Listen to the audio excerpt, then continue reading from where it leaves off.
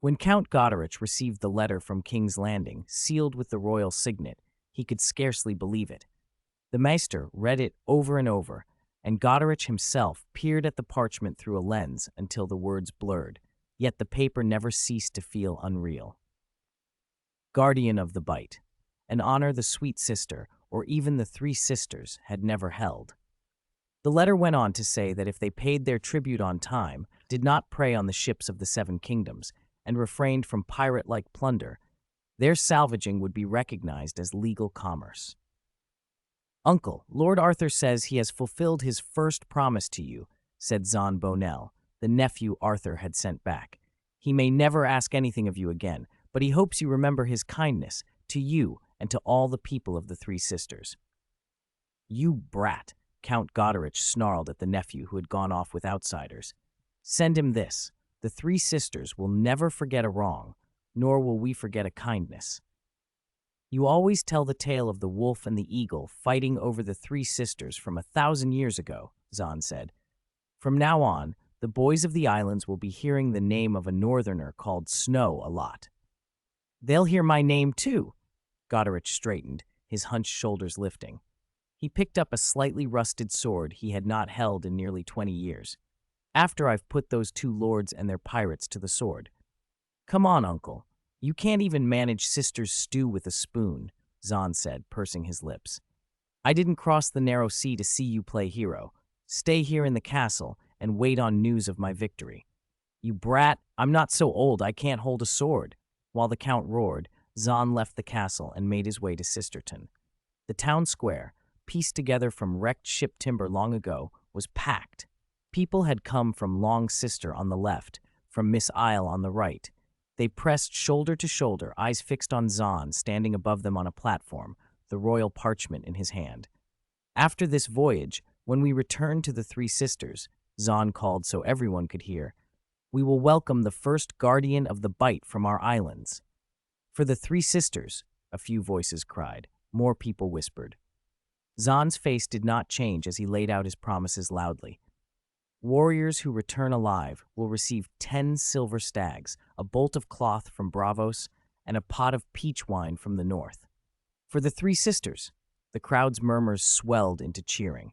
Zon continued, steady and clear. "For those who do not return, their family will receive 1 gold dragon." He waited until the noise ebbed a little, then shouted with everything he had. "The widow will be provided for. I will give a decent job, and the children will have priority for crew positions in my fleet when they come of age." "For the Three Sisters. Long live the Three Sisters." The shout rolled through Sisterton like a wave. The wooden port of Sweet Sister Island had been transformed into a forest of masts. 2-masted ships meant to cross the narrow sea crowded alongside medium-sized, flat-bottomed craft and purple-sailed merchantmen. Between them were denser clusters of small boats and oar sailors, lashed together in groups. Shipwrights and carpenters hammered planks and drove nails to bind the little boats into flotillas. There simply wasn't room at the quay. Fishermen threaded narrow skiffs between the hulls with baskets of boiled crab, clams, and thick bowls of fish and shrimp broth. Little oared vessels ferried provisions and war material to the larger ships. Along the docks, sailors from many ports ate the plentiful staples brought from White Harbor: bread, cheese, and vegetables. Zon's call for volunteers fermented for days. In the end, some 2,500 men and women from the 3 islands were conscripted. Most had no weapons and little training. They needed arms and basic drilling. Aside from short knives and daggers, almost everyone had one for daily work. The recruits were mostly issued cheap, practical weapons like spears. Most still wore coarse homespun. Only a few had boiled leather, and iron mail was a dream for all but the wealthiest. Arthur had ordered the Peach and Snow blacksmith shop to work round the clock. They forged 2,000 spearheads, which Zon sent to Sweet Sister to be assembled with shafts. With the cottages of Sisterton crowded to overflowing, Zon had no choice but to make his camp outside the town. 2,000 spears have been distributed to the warriors, reported the Count's captain of the guard to Zon in the camp. "I've had the guard intensify the drills, teaching them to stand in a line and point the sharp end at the enemy, but it will take time." "How much time?" Zon asked. Another week at least, the captain said. Some of them are as stubborn as oxen and cannot hold a basic formation. The three sisters haven't seen war in a very long time. The last time we went off the islands was during the Black Dragon and Red Dragon's War. We lack experience. We can't wait a week, a white-bearded old man interrupted, briskly wiping a longsword with an oiled cloth. If we don't strike Pebble Isle within 3 days, the folk of the Fingers will learn of our gathering. The pirates will raise their sails and row away. The two lords will pull their people into stone keeps and bar the gates. The old man acted as steward for Long Sister's Sunderland family while the lord was still a child. He was a devout man of the Seven, a knight anointed with oil, his shield with the Sunderland crest. 3 black-haired women's heads upon blue and green wavy fields stood beside his chair. He trusted in quick action. I've ordered all ships forbidden to leave port, Zahn said. We have lashed small boats together to move as flotillas. That will help both our advance on Pebble Isle and keep the news contained. If you meant to cross the Bight, 1 fishing skiff will do, the old man scoffed. Don't forget, if it hadn't been for a storm, Eddard Stark would have rowed from the Fingers to White Harbor during the Usurpers' War. A woman with a broken nose and dirty gray-brown hair gave a sour, watery laugh. Her eyes were the pale blue of old ice. She had the look of one who'd spent a life bending the laws at sea. All anyone wants is a pouch of silver, she spat. The 3 sisters lack everything, except reckless smugglers. The woman came from Miss Isle, one of the 3 sisters. Rumor said she was the daughter of a fisherman, yet the childless old Earl of Miss Isle trusted her so implicitly that he put her in charge of the castle and the lands. You mean to send troops now? Zahn frowned. Raid Pebble Isle? The Ironborn set off in the middle of the night, appear in the morning mist, finish their looting as the fog disperses, and leave by boat. The old man spoke in a lecturing tone. Kid, though we abandoned the old ways long ago, a surprise strike is always a good move, no matter the age. A surprise can work, Zahn replied slowly, but without properly trained men, even the best plan is just show. He thought a moment. While recruits are still being trained, if word is bound to leak, then do as tradition dictates. Send ravens to the Lord of Pebble Isle and the Lord of Twins Isle and arrange a formal battle. More than me, you ought to be anointed with holy oil and become a knight. The old man laughed loudly. When they see we outnumber them, they'll call their people to the keep and retreat. When that happens, don't expect my men to batter their heads bloody on castle stone for you. Zahn's face went hard. I heard you have 6 sons? 5 and 1 bastard. The old man eyed Zahn warily. You're not going to use them to blackmail me into obeying, are you, lad? Zahn smiled and counted on his webbed fingers as he listed, snapping a finger closed for each item. Fine helmets, gorgets, breastplates, greaves, cuisses, sabatons, horses, longswords, shields. He clenched his right hand into a fist at the last item and raised an eyebrow. Each of those costs a good number of silver stags, doesn't it? The old man's wrinkled face grew grave as Zahn closed his fist. He stopped polishing his longsword. If you won't listen, you can take your men back to Long Sister Island now. Zahn said coldly, you won't see a single cent of the future shipping profits. I think the silver from selling fish and crabs on Long Sister Island is plenty for your sons to be made knights at your age. The old man's face flushed. He threw aside the oilcloth, sprang up and raised his longsword with one hand, roaring, I will not have you speak to me like that. The blade flashed cold in the candlelight. A peach mark was engraved on its hilt. A guard reached to stop him, but the old man shoved him away. The tent erupted into chaos. Chairs overturned, cups crashed, the woman shrieked, and the old man's 2 sons lunged after him, shouting. Before anyone else could intervene, a sword with an ancient, worn blade was pressed steadily to the old man's neck. Dwarf Weiss, who had said nothing since entering the tent, had somehow leapt onto the conference table. He wore black and brown, vine-woven armor and a medium helmet with the face guard removed. Don't move. Drop the peach-marked sword, Weiss said in broken Westerosi. You are not qualified to use it in Bravos. 5 swordsmen dressed like Weiss rushed in from outside the tent. Their rapiers were more ornate. The cold light of their blades and the hard glances in their eyes restored order. They disarmed the old man and his 2 sons. Wise jumped down from the table and signaled the 5 Black Mamba swordsmen to withdraw. Once they were gone, the woman with the broken nose looked a little pale. She regarded Weiss cautiously, then turned to Zahn, whose face was stony, and spoke with a trembling voice. I thought Sir Lyles was only joking, but that joke was a bit much. It was a bit much. Sir Lyles scratched his head, a mix of embarrassment and fear on his weathered face. Bravosi swordsmen? Eh? Their reputation precedes them. The old knight had not intended to cut Zahn. He only meant to demonstrate his pride. Instead, he exposed himself. Zahn stared at him coldly. You don't want your sons to be barred from knighthood, do you? I'll listen to you, Sir Lyles said at once. A knight must be upright and honorable. I hope you are as swift today as you will be when you face the barbarians from the Fingers Peninsula. Zahn didn't look at him again. He turned to the woman. She grinned and said, Perhaps I should take a sword and charge first? Despite Sir Lyles's outburst, his experience and instincts were undeniable. On the 4th day of the mustering and training on the 3 sisters, Zahn learned that the Lord of Pebble Isle and the Lord of Twins Isle had been gathering their people for drills, and that the pirates who had been harrying the seas there had suddenly vanished. Following his plan, Zahn sent a formal accusation by Raven to the Lord of Pebble Isle, accusing him of collusion with pirates and challenging him to battle. The Raven returned with no reply, as if the letter had sunk like a stone. When the conscripts were ready, Zahn did not dally. Except for a small garrison left on the 3 sisters, nearly the entire force boarded ships and put out to sea for Pebble Isle. Aboard the large ship flying the Sunderland banner, the woman with the broken nose, Vera, stood on deck and watched the sailors.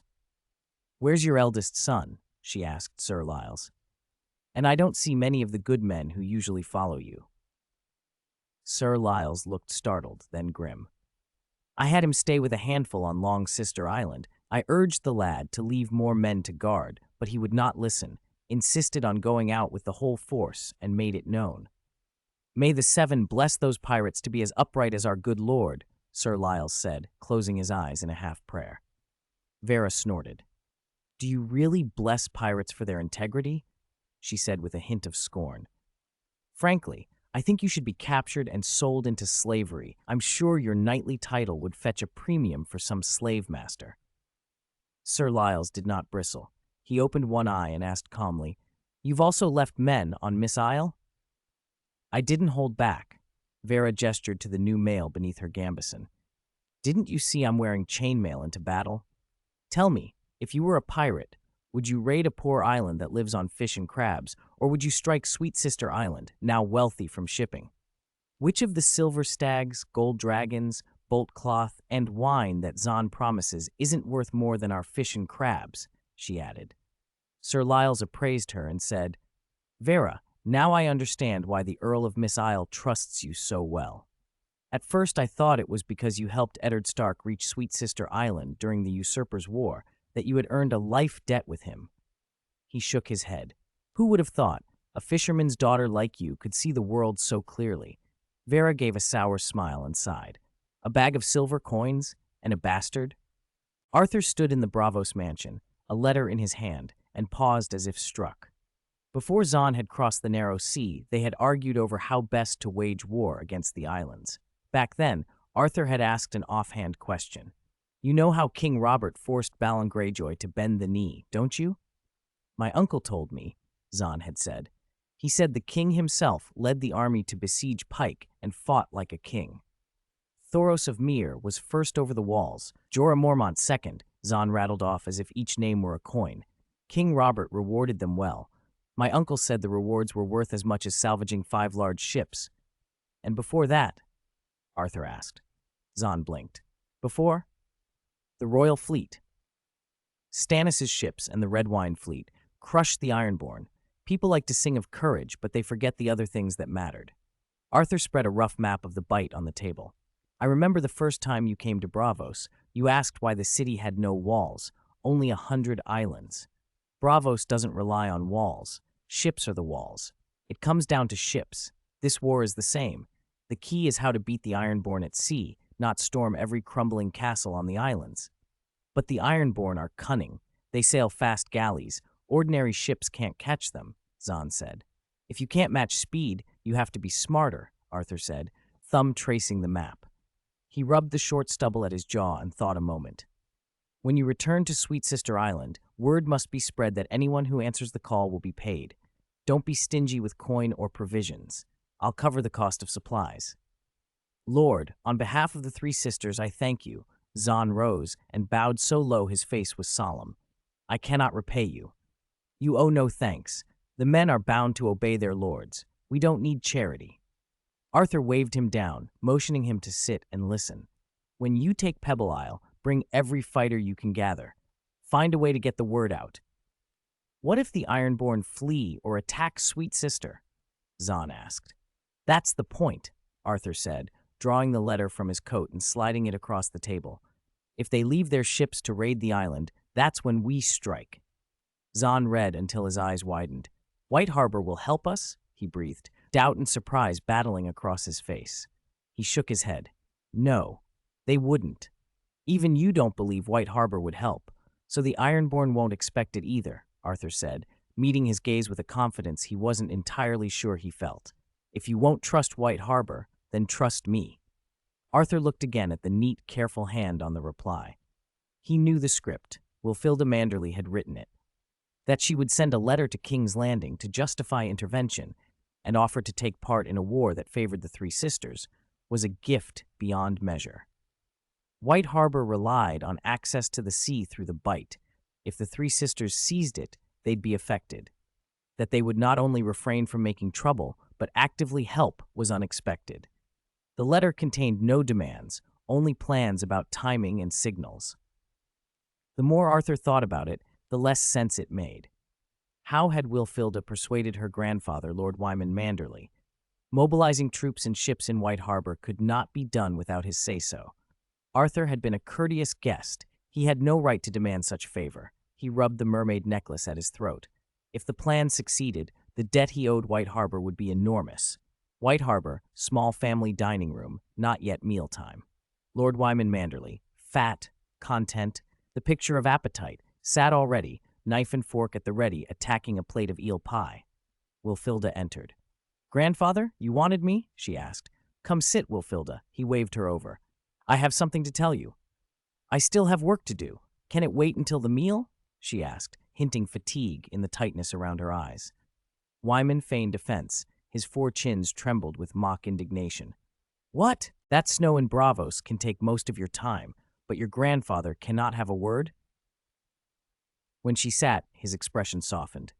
Do you know why I agreed to send help to the three sisters? Wilfilda gave him the same answer she'd used to persuade him before. Arthur keeps his promises. If we help him now, he will remember White Harbor. It's not that simple. Wyman's fork did not pause as he spoke. You dashed off the moment I consented. I haven't had time to tell you the rest. He cleared his throat. Do you remember when I took you to Winterfell for your intended match with Robb Stark 2 years ago? It didn't come to pass, but there was value in the trip. I saw how Lady Catelyn and Lord Eddard look at marriage alliances. They don't bind their children to the petty houses of their vassals. The Starks are not Targaryens. They cannot marry brothers and sisters. Their sights, if they turn beyond the north at all, are to the south. The last man to look that far was Rickard Stark, Wyman continued, voice lower. Rickard was a strict, proud man. Do you remember how he died? The Mad King burned him in his armor. They say the metal was cherry red. By the end, flesh and steel were one. His son Brandon watched and killed himself afterward. Wilfilda's face tightened. Are you saying Lord Eddard might make the same mistakes? That there could be trouble in the north? The north can stand alone. The moats in Moat Cailin make it hard to move against it, Wyman said. But if the north takes a hand in southern affairs, by alliance or by war, it will be tied down. If they win, so much the better. But if they lose, who can say in the Game of Thrones? He set down his knife. There were whispers once that Countess Barbary Dustin would take Arthur Snow as a foster son. Think on that. Brandon Stark's blood runs in his veins. That alone makes him worth keeping on friendly terms with. Wyman pushed aside a slice of pie and fixed his granddaughter with a clear, solemn stare. Wilfilda, I didn't agree to send men purely for Arthur's merits, as you said. I did it for House Manderley's future. The cost of this won't be high, but it buys us insurance against an uncertain future. I will not see House Manderley driven from its place. Never. Wilfilda opened her mouth. He cut her off with a wave. Your father and your uncle are simple men. As the future head of our house, you must decide by what is best for the family, not by your heart alone. You're a woman. There are disadvantages to ruling in that world. You must learn to compromise. Learn from Countess Dustin. What, Countess Dustin? Wilfilda asked, pale and puzzled. Since Lord Dustin's death, Barbary has run Barrowton as his widow. Do you think she does not wish to remarry? But if she takes a husband and bears sons, her authority as Dustin's widow vanishes. How will the other Dustins, those kin who covet the lordship, receive her then? Will they still heed her? Wilfilda sat very still, the color gone from her face, and for a moment said nothing. Victa's fleet lay anchored on a hidden rocky beach among reefs and islets northeast of Sweet Sister Island. Only 5 medium-sized, purple-sailed ships remained. The rest had either followed Zahn to Pebble Isle or returned to White Harbor. Zahn had taken the main force 3 days before, and Victa felt the uncertainty gnawing at him as he paced the deck. How many ships will White Harbor send? Can we really take on those pirates? He asked, anxiety creasing his voice. Weiss, methodically wiping his black mamba sword with an oilcloth, answered without expression. I don't know how many will come. All we can do is wait. When the beacon on Sweet Sister Island lights, bring us close to the pirate ships. My orders are to seize their vessels when the beacon burns, kill the pirates, and deliver their heads to Pebble Isle. Hearing Weiss's flat, matter-of-fact tone calmed Victa more than he expected. In over 30 years at sea, he had weathered pirate raids enough times to know how men behaved when their lives or freedom were on the line. He'd seen even the laziest crewers find ferocity at the sight of boarding knives, men who roared that Bravosi would never be slaves and who rode like possessed to outrun a threat. He'd held his own ship's speed back to astonishing levels, fought off pursuers with arrows and spears, and watched timid oarsmen become fiercer than a storm once they stood under his command. That courage, he'd thought, came from Braavos itself, built by fugitives who had fled slavery and cherished freedom above all else. It was why his wavebreaker had survived several attacks. This mission, though, was different. They would be the hunters, not the hunted. They would chase pirates, professional mercenaries from Myr and Tyrosh, and hardened raiders from the Stepstones, sailing with dozens of medium 3-masted ships and 2 or 3 large ones, seasoned in boarding and slaughter. His crew were Bravosi sailors and oarsmen, excellent with bows and spears at a distance, but unsettled at the thought of grappling and seizing enemy decks. How did he get them to fight with that same frantic courage he'd seen before? He scratched his head until a few more of his already thin hairs fell free. He had promised rewards higher than any previous voyage, but the crew had been lukewarm. He worried they would balk when the real danger came. "Father! Father!"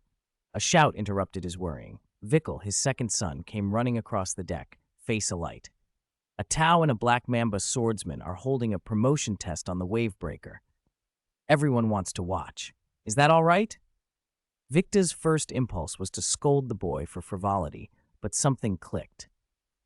Long voyages were dull. Men needed diversion. If the crew gathered to watch, it might steal their spirits. He changed his tone and ordered, "Keep enough men on duty to guard the ships. Watch the beacon on Sweet Sister Island. The rest of you may go watch the test. Afterward, I have something to tell you." At sea, distractions were precious. On the Three Sisters, folk held wrestling and gambling. Bravosi preferred a game of Sivas, or, as now, duels by the Tau and Black Mamba swordsmen. Whenever the swordsmen sparred, the crew flocked to the deck as avidly as any crowd in the moon pool. Some tried to learn a feint or parry, taking turns with borrowed blades and learning moves step by step.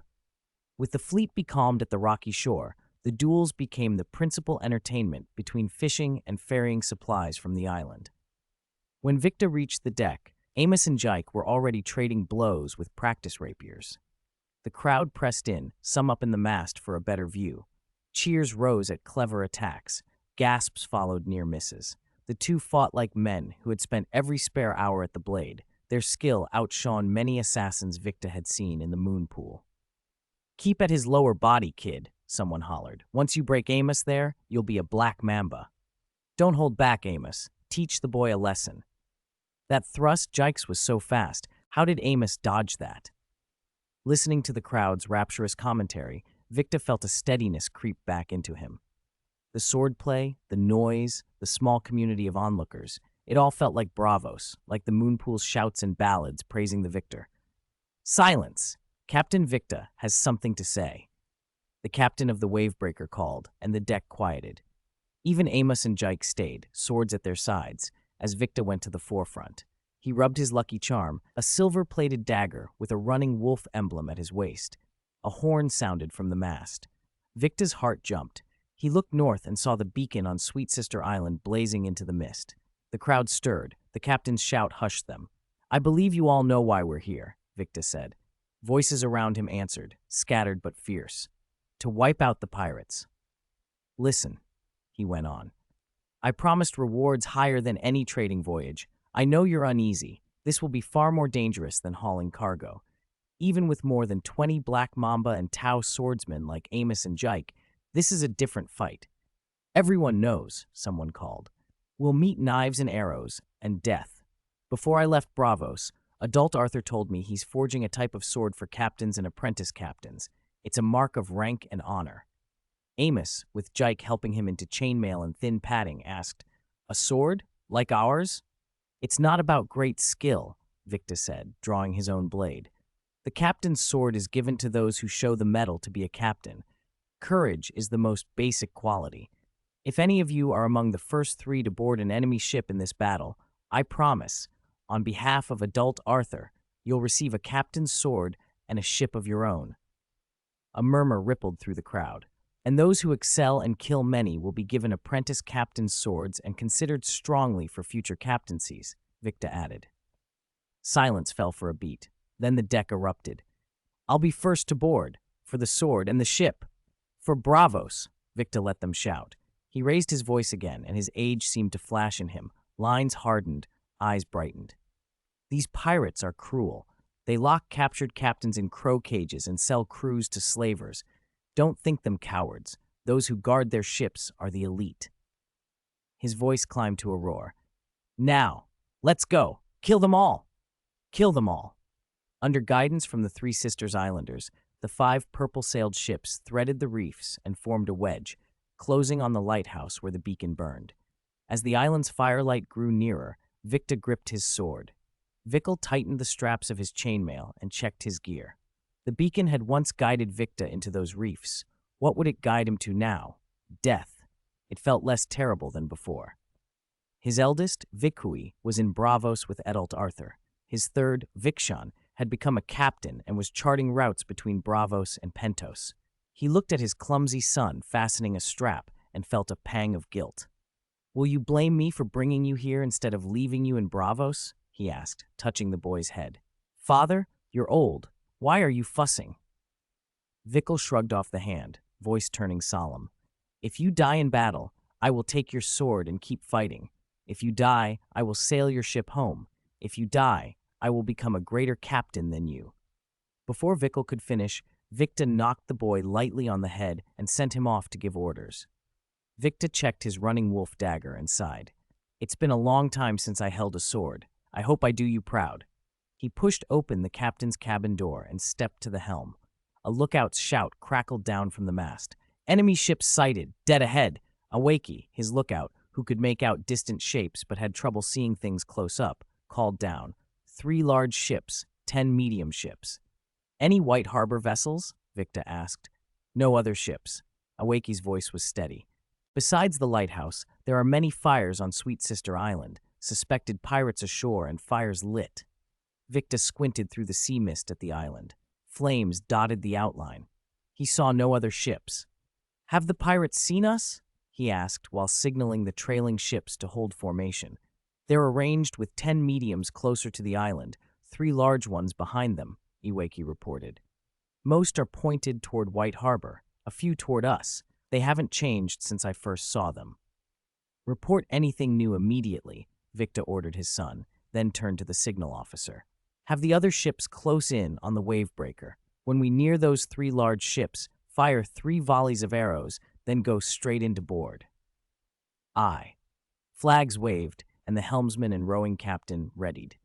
But captain, the helmsman hesitated, Iwaki says White Harbor ships haven't appeared. Are we really going to close in like this? They have 13 ships, 3 are large. Victa's patience snapped. His usual leniency vanished. His voice became iron. Who do you think I am? Question your captain. Bring the ship closer, now. Chapter 45, Fierce Boarding Battle. When the captain's order rang out, the 50-odd oars along the hull of the wavebreaker slipped into sync and drove the ship forward, riding the swell. Before long, Victa could make out the silhouettes of the pirate fleet Iwaki had reported. 3 large ships loomed closest.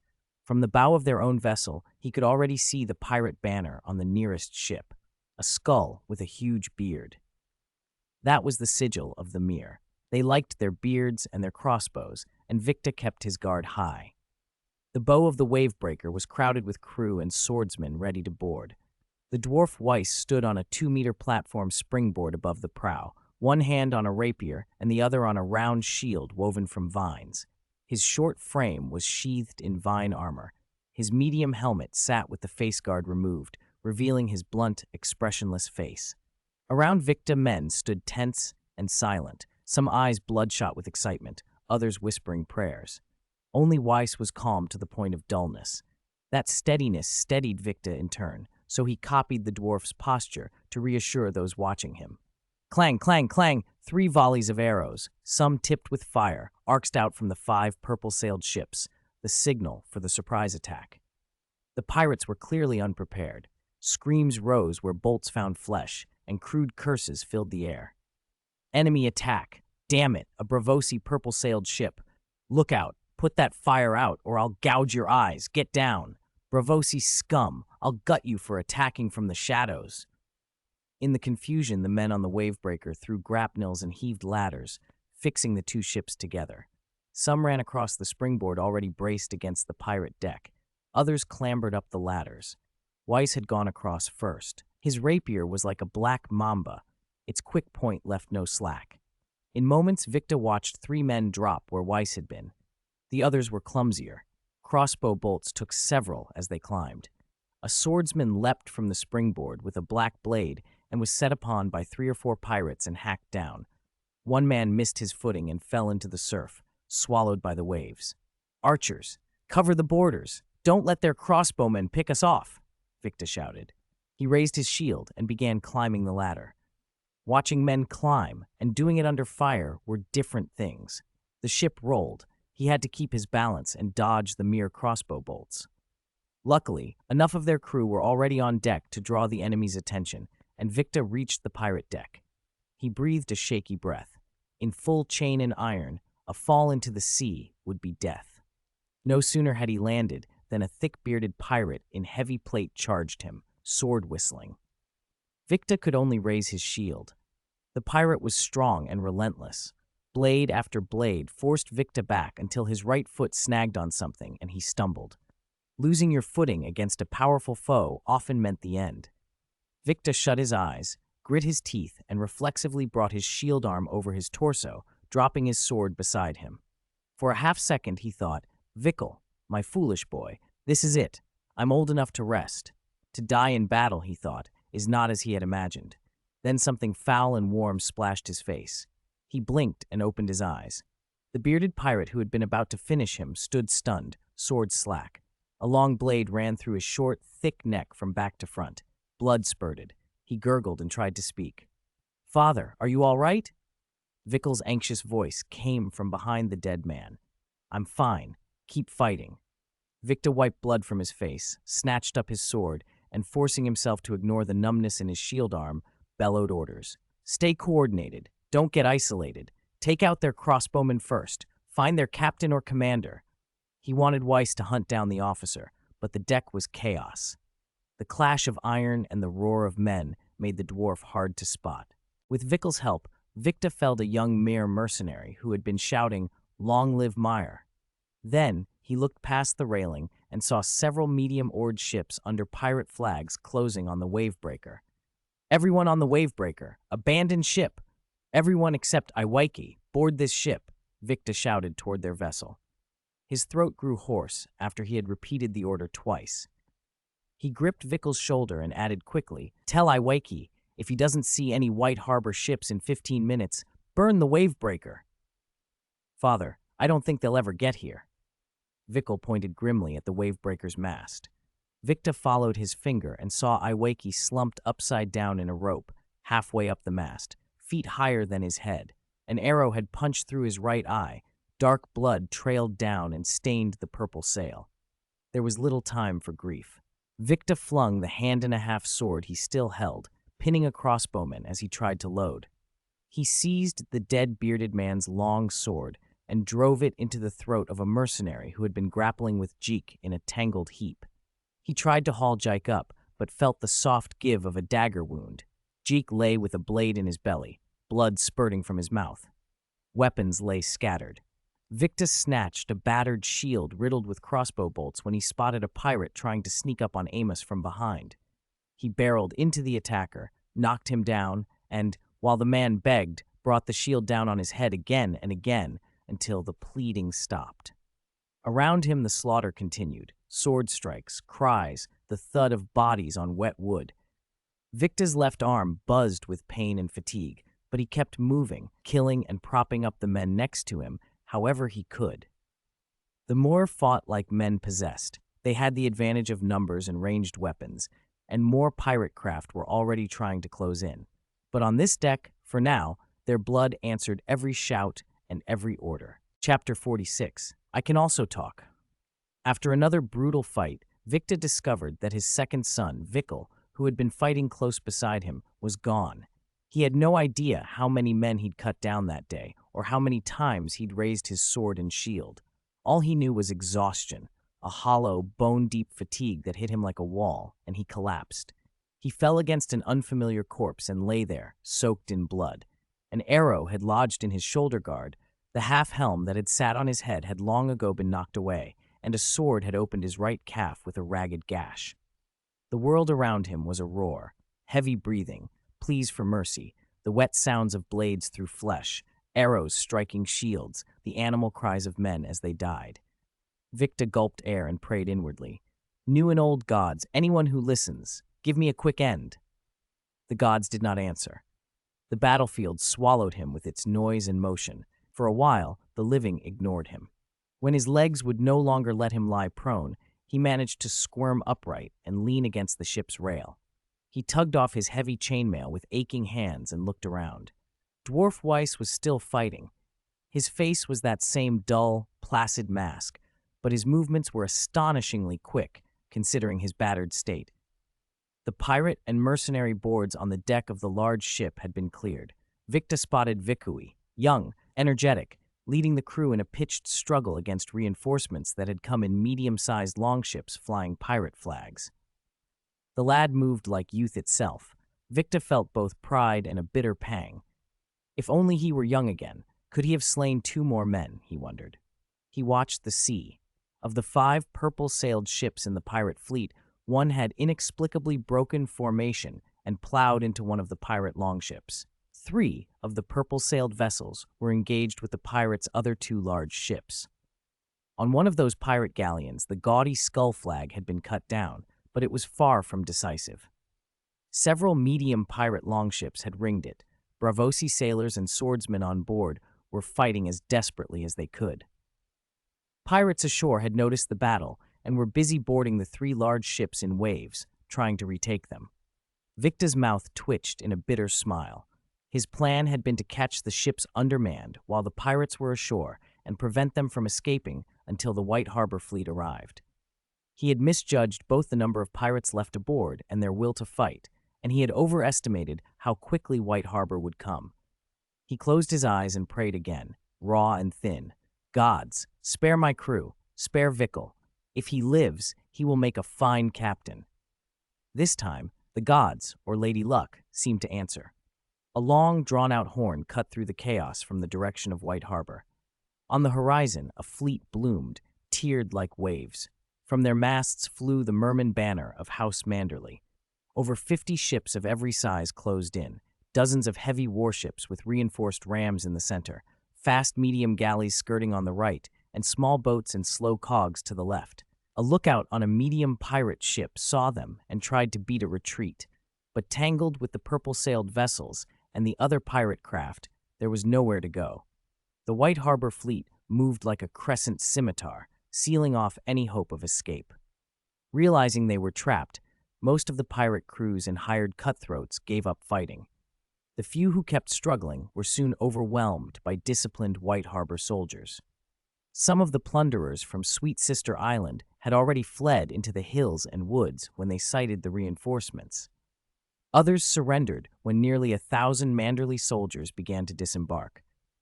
Outside the great gallows of Sisterton, the White Harbor men and their prisoners had made a camp. In the center tent, bound in iron chains and seated at the table, a Mirishman with a trimmed beard shouted in the common tongue, "We demand preferential treatment as prisoners." He called himself Handless Trek, one of the pirate leaders who had long preyed upon merchants in the Stepstones, enlarging his fleet with seized ships and selling sailors, passengers, even cargo. Beside him sat a Tyroshi with long dark green hair and a handsome scholar's face. Despite the chains, he might have passed for a poet rather than a pirate. He spoke broken common, his hands pleading. "Avik has much coin," the Tyroshi said. "Avik willing to discuss ransom." Sir Marlon Manderley, fat and clean-shaven and captain of the guard of White Harbor, snorted from the other side of the long table. "You're pirates, not knights. There is no preferential treatment." The Tyroshi hurried on, becoming more fluent as he warmed to his pitch. "Avik does not need special treatment. Avik will give 10 times the ransom for Avik's freedom, the price of a night in the slave cities. Avik will pay for the living crew, for oarsmen, even for bones of his dead, the ships, the food, the water. Avik will pay. Avik will cover their keep, their wine and lodging, double price. If you kill Avik, you get only a useless Tyroshi corpse," he pleaded. "Spare Avik, and you get a large ransom." Handless Trek watched the men behind the table listening to Avik, hope flickering in his face. He did not want to die on that sand. He leaned forward and rasped, "I can talk too. I can pay a big ransom like Avik."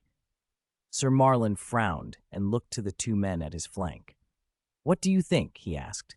Victa had been carried back to the castle to be tended by the maester after his wounds and blood loss. Vickle filled his place at the table. Count Godric, who disliked Northerners, had refused to enter a Northerner's tent. He had sent the captain of the guard to act for him.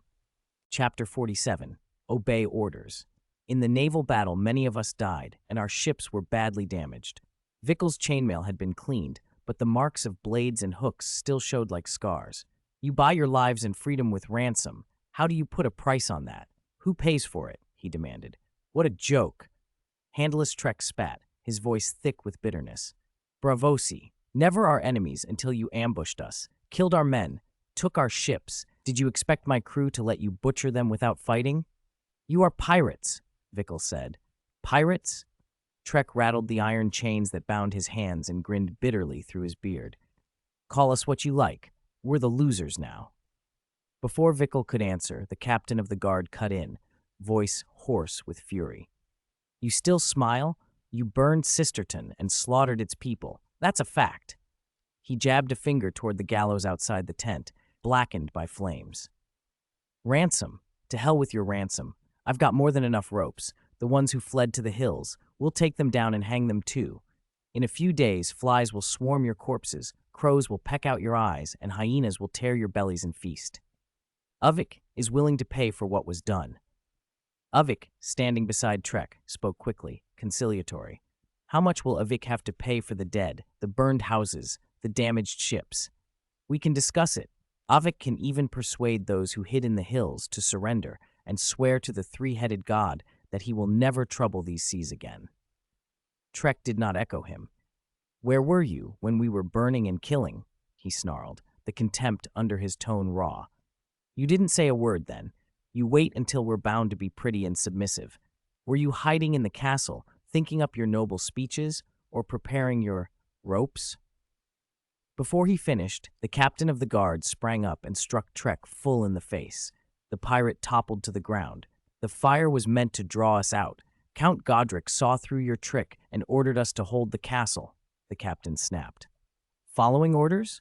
Trek spat 2 broken teeth onto the dirt. He pushed himself up despite his chains and glared at the captain with undimmed scorn. Perfect excuse, isn't it? You're less than that, young man, Trek said, nodding at Vickle. He raised his chained hand and spat a mouthful of blood toward the captain. If I had you both, I'd sell him to a slaver for 10 times the price I'd get for you. You seek to be killed, the captain cried, drawing his sword, his face dark with anger.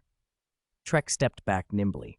Uvik, meanwhile, moved closer to Sir Marlon and watched the exchange with a slight, uneasy sneer. Wait, Trek taunted, showing his bound hands. You need to draw steel to deal with someone who's tied up? Coward. Pirate, I'll have your shackles opened and give you a sword. The captain's hand trembled on the hilt. None of us from the 3 sisters are cowards. Forgive Avik's presumption, sirs. Uvik only asks, whose captives are Avik and his rude companion? Avik's voice slid through the tension. Does Avik owe ransom to all of you or to one? Put away your sword, man of the 3 sisters. Sir Marlon rose, tall and armored, imposing. They surrendered to me. They're my captives. How they're dealt with is not for you alone. This is Sweet Sister Island, Northerner, the captain growled, reminding him of local jurisdiction. Sir Marlon shrugged. If not for us, this place would be ashes. Better they live and pay a fat ransom than feed the island's beasts. They stared each other down for a long breath. Finally, the captain snorted, sheathed his sword, and sank back to his seat with a gloomy expression. Avik beamed at the compromise. Trek spat more blood onto the floor and looked at the captain with nothing but contempt. All right, wise sirs, let Evik discuss the compensation, Evik said smoothly. A sudden commotion outside the tent cut him off. A foul wind swept through the opening, carrying a metallic, cloying tang. The Tyroshi man who had been smirking and the Mirror man who'd been cleaning blood from his mouth froze mid-sneer. Their heads toppled from their shoulders as if cut by an unseen blade. Sir Marlon stared, astonished. A short figure stood in the doorway, armor dark and stained as if soaked in blood. The captain opened his mouth to speak, then closed it, a cold sigh escaping him instead. He could not forget the small, lethal man who had dispatched pirates on the decks with a merciless blade. Who are you? Climb out of the 7 hells, the captain managed. Weiss. Vickle's surprised cry matched the captain's. The man called Weiss bent and picked up the heads as if they were sacks of grain. His face was flat, expressionless. My orders were to take the ships, kill the pirates after the beacon was lit, and send all their heads to Pebble Isle, he recited in a dry, even tone. Those who fled to the island and the prisoners have been killed, their heads are to be delivered. Hearing that rigid, obedient cadence following orders, the captain felt the word turn cold inside him. Heads could not be ransomed. They carried no value. No negotiation could revive a throat. A chill ran through him. Fear hardened his features. The pirate heads were gathered and stacked in the hold of a flat-bottomed boat like cargo. Weiss, pragmatic even in cruelty, worried they might rot on the voyage. He procured a healer and had lime and charcoal sprinkled over them to slow decay. The bodies were not wasted. The ropes the captain had boasted of were put to use. The men were hung on the blackened gallows one by one, their corpses left to feed the crows exactly as the captain had promised. Chapter 48, Jonlu. The sharpest thing in the world was a Valyrian steel sword. Arthur stared at the black hand-and-a-half blade in his hand, forged from Valyrian steel and successfully imbued with the Wu 6 Swords equipment card. The grin on his face was almost childlike. Can devour up to 6 other swords, imitating the form and effects of the devoured blades, requires special materials. Since the business across the narrow sea with Zahn, Arthur had poured nearly all his energy into making this sword. He had experimented with different metal alloys before, trying to find a way to complete the inscription imbuement of the Wu 6 Swords card, but every attempt had failed. Only when he forged the weapon from Valyrian steel did the inscription finally take. "Let's give it a name," said Carl By, wiping sweat from his forehead. He looked tired, but his eyes shone.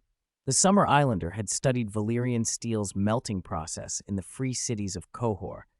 If Carl hadn't been there to help, Arthur would have run into serious trouble even at the first step of melting the metal.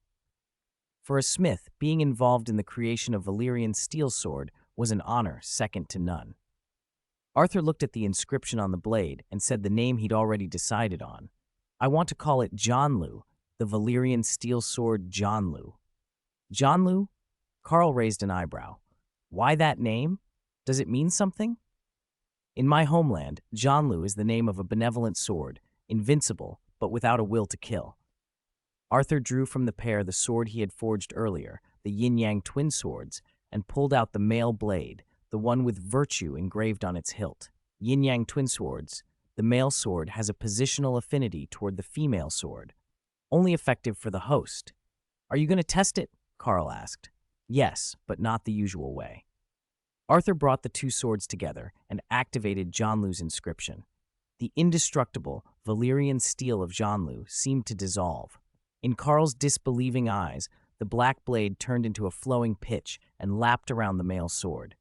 The liquid crawled up, swallowed the hilt, and for a while Carl could only stare as the new steel completely enveloped the old sword.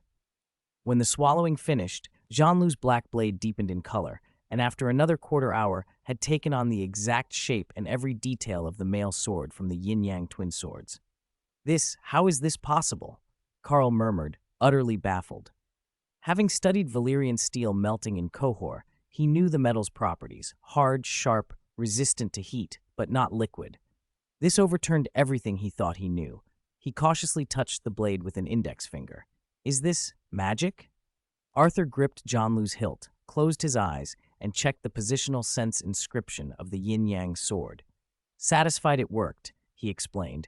Jonlu can devour 6 swords and can imitate the appearance and material of what it devours. 6? Carl examined Jonlu closely. Why 6? Arthur couldn't tell him about the Three Kingdoms kill system panel, so he offered a cover story.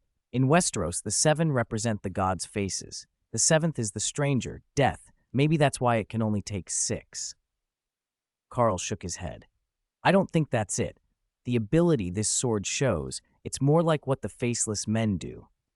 He had recovered from his shock and spoke with the cautious interest of someone who'd seen strange things before. Ordinary Valyrian steel has only strength and sharpness. This Jonlu you've made, if you told me it was a sacred artifact of the House of Black and White, I'd believe you. The mention of the faceless men lit something in Arthur. He'd read the books. He knew the House of Black and White was an order of religious assassins who worshipped the many-faced god and who could change their faces by sorcery. He envied their power to take other faces, but he could not, like Arya, simply walk into Braavos and train under Jaqen Har. He did not have the coin that served as an admission token. Worse, the faceless men's training demanded renouncing one's name and self, becoming nothing but a servant of the god. That loss of identity was unacceptable to Arthur. Still, a Valyrian steel dagger that could change form would be an ideal way to get close to the House of Black and White, an opening he could exploit with his stratagem card. Take advantage of opportunity. Magic theft from a magical unit, granting the right to use its magic once. Must touch the body with the hand. Carl tried to warn him. Arthur, I advise you, don't tangle with the faceless men of the House of Black and White. The warning came from instinctive caution. Most people avoid mysterious, dangerous things. Arthur pressed on. Carl eventually relented and spent several more days with him. They forged a Valyrian steel dagger from the remaining ore, and Carl made 6 high-quality small knives and rapiers in various shapes so the dagger could complete its swallowing and fusion tests. Arthur finished late the next morning. He had been reviewing the expenses from supporting the war in the Three Sisters with Pete. Account book. Pete, when Vikui knocked and came in. Master, we received a letter from Zon Bonell this morning.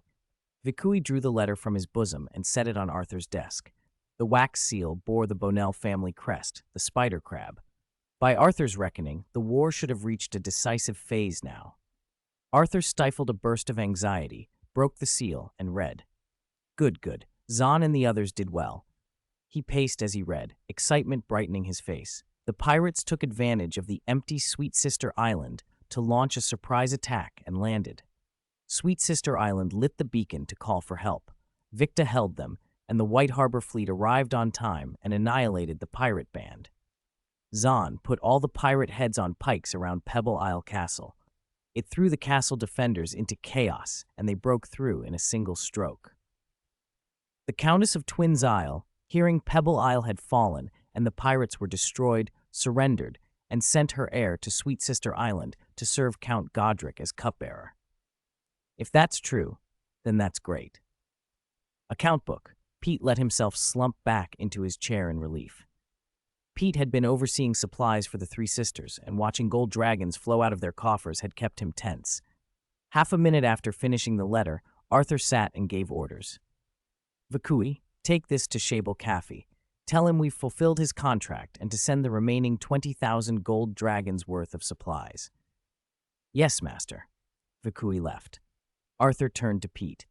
Write back to Zahn. Send my greetings to Count Godric, the guardian of Bite, and request the head of the Lord of Pebble Isle, also the remains of the Bravosi captain who fell on Pebble Isle, if they can still be found.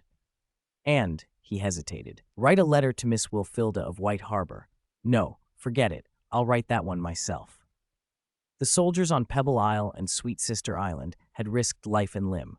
Arthur, stationed in the rear, had other burdens. He balanced victories and losses on paper, made deals, arranged supplies, and kept the war effort going. Chapter 49, Post-War Management. The Fingers Peninsula jutted out into the narrow sea like a broken hand, rocky, wind-swept, and unforgiving. The gusts blowing off the water were so constant and fierce that almost nothing would grow on the fingertip. With little arable soil, the islanders survived mostly by herding. Pebble Isle sat at the westernmost edge of the peninsula, unconnected to the mainland, 3 narrow islands ringed by reefs, their soil little more than sheep dung and stone. From Black Moon Fort, the Pryor family had lorded over that barren stretch for generations.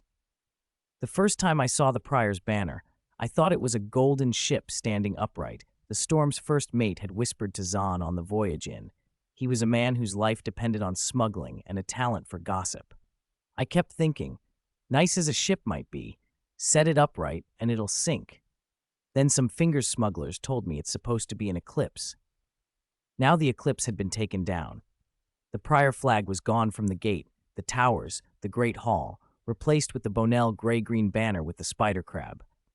Zahn Bonnell sat in the former Lord's high seat and looked around. The great hall of Black Moon Fort was bare and tired. The wooden tables were scarred, the iron candelabra rusted, and the candles that remained had long since burned down. After he had searched the place, he had found no replacements. The few candles alight were ones he had brought with him.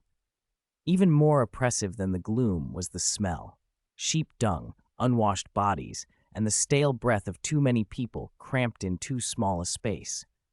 Zahn, who had been on the island for a month, had thought he'd grown used to the stench, but sitting in the keep, he realized how wrong he'd been. Before the landing, the Pryor Viscount had driven every person and every sheep indoors. Black Moon Fort was not built for so many living things, and the reek told of that. Zahn sent for incense from his ship and tried to force appetite as the servants carried out dishes: sheep offal soup, a roasted leg of lamb with huge onions, Black Moon Fort specialties, black bread and ale to wash it down. Vera, who'd lived on the Fingers her whole life, had warned him not to eat anything the castle servants prepared. She suspected they'd try to poison him. The Fingers are all dung and stone, and the people here are the same, stubborn and foul, she had said. Zahn trusted the first half of that warning. The people of the peninsula fought hard, and at the start of the siege their resolve had been a problem.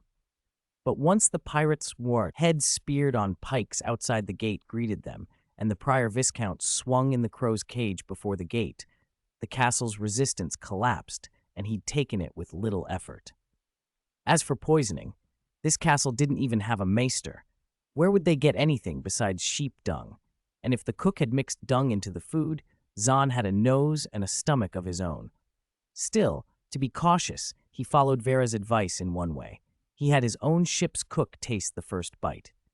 After his cook pronounced the food safe, Zahn tore off bread, dipped it in offal soup, bit into lamb, and washed it down with rough ale. The hall door shrieked open. "Zahn, I've found the people you wanted."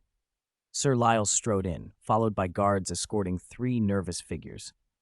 These are the priors of the collateral branches, those with the highest claims after the main line. Since Zahn had arrived with a ship full of pirate heads, Sir Lyles's attitude had changed from stiff duty to obsequiousness. The old knight had begged for favors, his 2 sons as squires, anything. Zahn had refused the knighting. "I am not a knight. I believe in the Lady of the Waves and the Lord of the Sky, not the 7, he'd said. But Sir Lyles had persisted, offering his youngest and even a bastard as an adopted son or cupbearer so they might learn from Zahn. Sir Lyles had already seated himself at a side table and was calling for more food when one of the prisoners threw herself down on her knees, sobbing. "My lord, mercy," she begged. The other 2 dropped to their knees too, shaking. They had seen the pikes, the butchered bodies outside, the Viscount's headless corpse in the crow cage. Zahn raised a hand. "Stand up. I don't intend to kill you," he said, and signaled a servant to pour wine for them. The cups steadied their hands, and after swallowing a gulp, the woman managed to ask, "Then why bring us here?" "Viscount Prior is dead. I did not find his children or his wife in the keep. Black Moon Fort and its fief remain, and someone must inherit them." Zahn's voice was flat as he looked each of them over. "I will choose one of you to inherit Black Moon Fort and the title." Their eyes flared. This was their ancestral castle, the thing their family had passed down for generations. Immediately they fell into the old rituals, proof of blood, claims of legitimacy, oaths of fealty. Accusations and secrets were thrown like knives. When they came to blows, Zahn had the guards pull them apart. He rubbed his forehead and sighed. A castle, however small, a title, and even an island of stones and sheep dung, few would refuse. "If any of you wish to inherit, bring your children with you and come to Sweet Sister Island," Zahn declared, feeling their eager stares. "Swear eternal loyalty to Lord Goderich Bonell, Guardian of Bite and Earl of Sweet Sister Island. You will leave your children with us as surety of your fidelity. Afterwards, you will be free to return to Pebble Isle to build a port, a mill, or whatever else you need to make a living. Whoever proves most capable will be named the next Viscount of Pebble Isle." Chapter 50. When the Sun Rises. A week passed on Pebble Isle before Zahn ordered the fleet to return to Sweet Sister Island. The Countess of Twins Isle had already sent her heir to Pebble Isle, and Count Godric held feasts both at his castle on Sweet Sister Island and in Sisterton to celebrate their victory. Before Zahn could sail, the White Harbor fleet had returned to port after carrying out their lord's orders to root out the pirates. The distance between the Northmen and the islanders had grown unmistakable. Sisterton, already a shabby town of rotten fish and pig manure, looked worse after the raid. Streets paved with shipwrecked planks were scorched or stained with blood. The few wattle and daub houses that had survived were ruined. The 2 posts of the gallows gate were blackened. Ropes hung from the beams, with headless corpses swinging in the wind while crows pecked at them. More bodies hung from the roadside trees, lending the whole town a terrifying air. None of the triumphant islanders seemed to mind. After Zahn distributed the promised silver stags, gold dragons, bolts of cloth, and peach wine, they lit bonfires, drank, and held the wrestling matches they loved in a muddy field. Zahn joined them. He threw down 3 islanders in quick succession, then drank enough to lose his balance and tumble into the mud. His head and clothes were caked with muck. When the revelry finally wound down, he returned to his tent to wash and change, attended by the 2 sons of Sir Lyles. Just as he was about to rejoin the feast, the captain of the guard lifted the tent flap and stepped in. "Zahn," the captain said, "Lord Godric asks for you. Come with me." Mostly sober now, Zahn followed the captain away from the noisy square. They did not head toward the castle. "Where are we going?" Zahn asked. "Lord Godric isn't in the castle. He's at the Night Lantern," the captain replied. The Night Lantern was the great lighthouse on Sweet Sister Island, guiding ships to and from the bay. Zahn wondered what his aging uncle was doing there so late. The tower was not far from Sisterton. At its base, Zahn found Godric waiting for him. "Zahn, my nephew, come up with me," Godric said. Zahn took the torch from the guard and pushed open the heavy door, climbing the winding stone steps first. They were steep and slick, but for the lithe young man they were nothing. For Godric, they were a trial. He gripped the handrail and climbed one slow step at a time, stopping to catch his breath. It took him a quarter of an hour to reach the lantern room. "It's been a long time," Godric said, leaning against the wall and panting. "I haven't come up here in perhaps 10 years. I didn't expect that climbing a flight of stairs would feel like half my life." Zahn looked at his white-bearded uncle and could not help remembering the man who had taught him swordplay and wrestling a decade before. The once strong count who could knock him down with one hand now moved with the caution of age. Godric panted until his breath steadied, then said, "You did well on Pebble Isle. Whether it's Miss Isle, Long Sister Island, or the people here on the Three Sisters, they all admire you." He shuffled closer and, steadying himself against the stone, added, "I intend to make you my heir." Zahn stared. "Make me your heir? You know the state of the Bonnell house," Godric said softly. "I have no sons, 2 daughters and 4 granddaughters. They," he gave a weak chuckle, "can all make a fine sister stew, but to make one of them the guardian of the bite, just the thought makes my head spin." The words came in scattered bursts, as if they took what little strength Godric had to speak. "I need you to stay on Sweet Sister Island, to become the Count of Sweet Sister Island, the Shield of the Sister Islands, the Lord of the Wave Platform, and when I am gone, the Guardian of the Bite." Zahn listened, stunned. On Pebble Isle, he had just promised titles to the Pile branch in return for their loyalty. Now his uncle laid out expectations of his staying. As a collateral member of the Bonnell family, he had long coveted the family seat and the lighthouse. For a collateral branch to be named heir and inherit the castle was an opportunity that would tempt any man. He licked dry lips and managed, "You want me to stay on the island? At your side?" "In the narrow sea and among the free cities, accidents happen," Godric said, his voice growing firmer. "If you are my heir, you must remain on Sweet Sister Island and help me govern. I do not want to change my heir, only to one day receive a letter saying my chosen son drowned at sea or fell by another man's sword. And besides," his voice softened, "if I name one of my daughters or granddaughters, they will no longer make that sister stew for me. It is a delicacy I cannot bear to lose." Zahn began, "But I swore fealty to Lord Arthur in the names of the Lady of the Waves and the Lord of the Sky." Halfway through his sentence, Godric took his arm and pulled him to the lantern's window. Firelight poured through the slits and out over the dark sea. "Look, Zahn, look well." Godric's other hand swept across the view. "Look at the Bonnell Castle. Look at the crowds in Sisterton. Look at the sea and the islands as far as the eye can see. Look at this lighthouse. If you agree to stay, all of this will be yours someday." Zahn followed his uncle's gesture. The castle, Sisterton, the far reaches of the sea, they were all familiar as his own skin. His eyes drifted to Godric's hand gripping his arm. The Count held him with a strength Zahn realized he had not expected. As his thoughts swirled, Zahn heard again the memory of Lord Arthur's voice in his ear, the words Arthur had spoken when Zahn swore his loyalty. "You need not swear out of mere gratitude," Arthur had said. "I am only keeping a promise I made when I sailed from Sweet Sister Island. People say bastards are born of lust and deceit, that they are fickle and faithless. A bastard cousin of mine wants to prove that is wrong, that bastards can keep honor and be respected. I believe him. The cost may be great. I will bear it." Zahn remembered the sunlight then, falling through a glass window and casting Arthur's shadow across the room until it seemed to fill it. For a moment, Arthur had seemed as tall as the gods Zahn had been taught to worship. He exhaled slowly and met his uncle's eager, tired face. "Uncle, I cannot break the oath I swore. When the sun rises, the lighthouse is meaningless. If I must choose between the sun and the lighthouse, I will go to Bravos, back to Lord Arthur." Chapter 51. This sword and harp have been used for many years. Now I give them to the general. "Crazy, crazy, you're mad, I tell you." On the storm-tossed ship bound for Bravos, the first mate said the words with a face full of disbelief. "Do you know what you refused? A castle, a title, lands. If you had accepted, from now on the people of the Three Sisters would have to bow and call you my lord."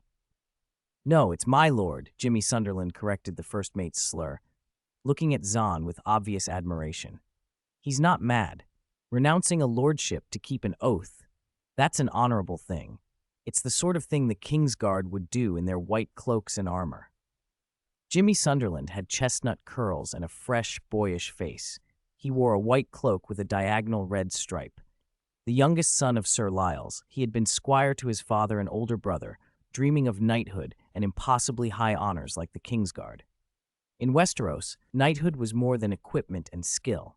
It required investiture by another knight or the king, anointing in the sept, a night-long vigil, and an oath to be brave and just and to protect the weak and the innocent. Reputation and moral character mattered as much as prowess. The king's Kingsguard swore the weightiest oaths and gained the greatest honors. Commoners call you Mr., only nobles call you my lord. The first mate spat dismissively. How could there be more nobles than commoners and smugglers on the Three Sisters? Jimmy shot back. Enough, Zahn tried to interject, but the argument hit a sore spot. Zack Stone, applying ointment and wrapping bandages for him, gasped. The first mate snatched the salve from Zack's hand, and while binding Zahn, asked bluntly, "Were these wounds really from Lord Godric?" "Before I made my choice, my uncle looked like a dying man, ready to be buried," Zahn said, bare-chested on a chair, bruises mottling his skin. "I didn't expect that after I refused him, my uncle suddenly got a second wind. He chased me down faster than I ran and hit me with a piece of firewood." "I can confirm that," Zack Stone said. "Under the tower, I heard the blows and heard Lord Godric cursing. I heard him clearly. He called you mad, foolish, all that." Zack Stone was Sir Lyles's bastard, older than Jimmy, broad and strong and quick as a charging bull. He was slow-witted, but had an enormous appetite. People on Long Sister Island teased him as Never Full Zack or Not Smart Zack. Sir Lyles had sent two very different boys to serve as squires, a greedy, strong bastard and a dreamy youngest son in a white cloak who spent his days pretending to be a knight. Zahn hid a smile and a private vow to himself. As soon as he could, he would find a way to send both of them off to better prospects. It was 3 weeks later that Arthur saw Zahn again. From the window of the 4-story manse, Arthur watched Zahn step ashore from a small boat. He looked different from when he had left. Where he had once favored dark Bravosi silks and a grand cloak, he now wore a pale green hunting jacket and breeches, with a gray silk cloak fastened at the shoulder by a silver crab-shaped brooch. At a glance, he might have been a Westerosi nobleman. Arthur remembered the first time he had seen Zahn on the Storm. Then he looked like a bandit chief, light eyes wild, lips curled with disdain, emotions worn plainly on his face. A year later, Zahn's bearing had changed almost beyond recognition. Perhaps war does bend a man into something harder and faster. Arthur, who had never personally killed in anger, found himself thinking the old maxim might be truer than he'd thought. Before Arthur could ponder this further, a count book, Pete knocked and entered to report Zahn's return. Dwarf Weiss and Victa had come back with him. "We ran into a terrible storm on the way back," Victa said first in the council chamber, looking older and worn. "The fleet was blown off course and 2 medium-sized flatboats went missing." "May the gods keep them safe," Arthur replied and told Pete to record it. "If they are lost, compensation will be paid and distributed according to the standard for the orphans of those killed in this campaign." After another quarter-hour of sorting casualties, expenses, and captured spoils, Arthur asked Zahn to recount the campaign and the suppression of the bandits. As commander on the ground, Zahn described the fighting on the Three Sisters and Pebble Isle in detail.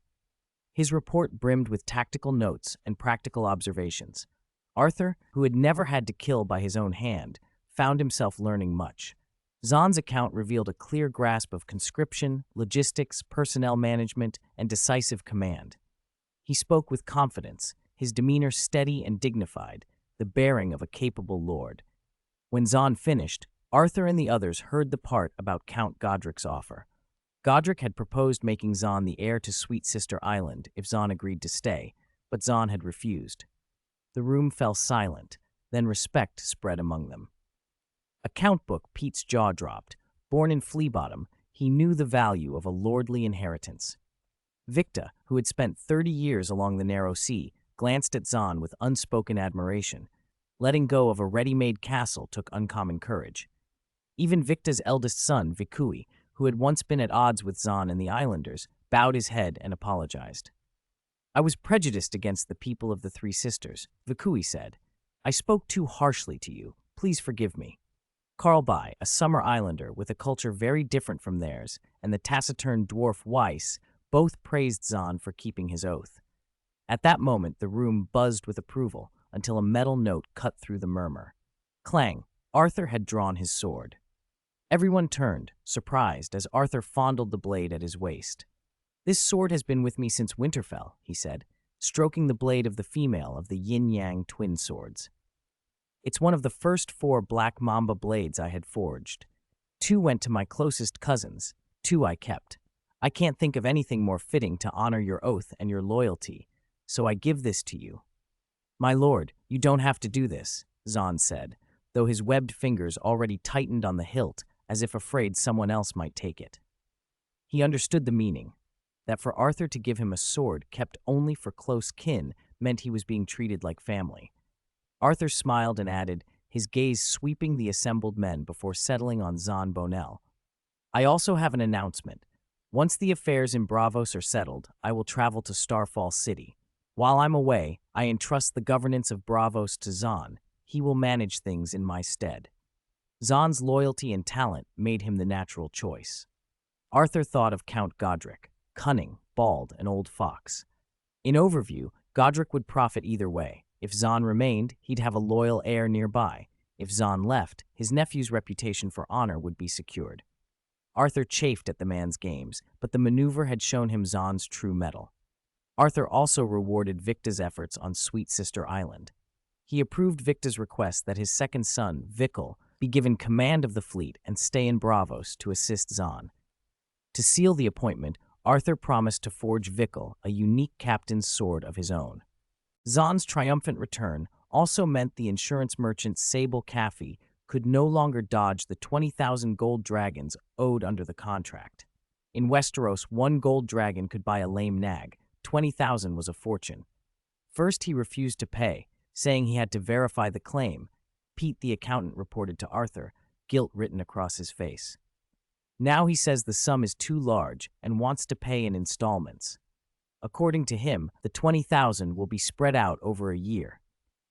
He also wants us to guarantee the safe passage of any captains he has insured traveling between White Harbor and Braavos. If anything happens, he plans to use those 20,000 dragons as compensation. And he's insisting we do no insurance business in Braavos. Pete set a newly redrafted contract on the table. When I drew up the original, I didn't put a fixed payment date after completion. He's found a loophole. My lord, this is my fault. I'll accept any punishment. Arthur, who had been a wage earner in another life and understood the familiar stench of stalling for money, skimmed the new draft. Pete's report matched the contract. He looked at the man and eased him. I read and approved the contract after you wrote it, Arthur said. If there's a fault, I share the responsibility. Caffey's always been a greedy little bastard, Victa muttered helplessly. The narrow sea makes good money but brings high risks. That's why insurance merchants exist. Captains cede some profit to shift risk. Then the insurance merchant shifts that risk onto us. Zahn, sitting to Arthur's left and absent-mindedly rubbing the chair's armrest with his webbed hand, spat the core of the problem. And he wants us to stay out of Braavos insurance entirely.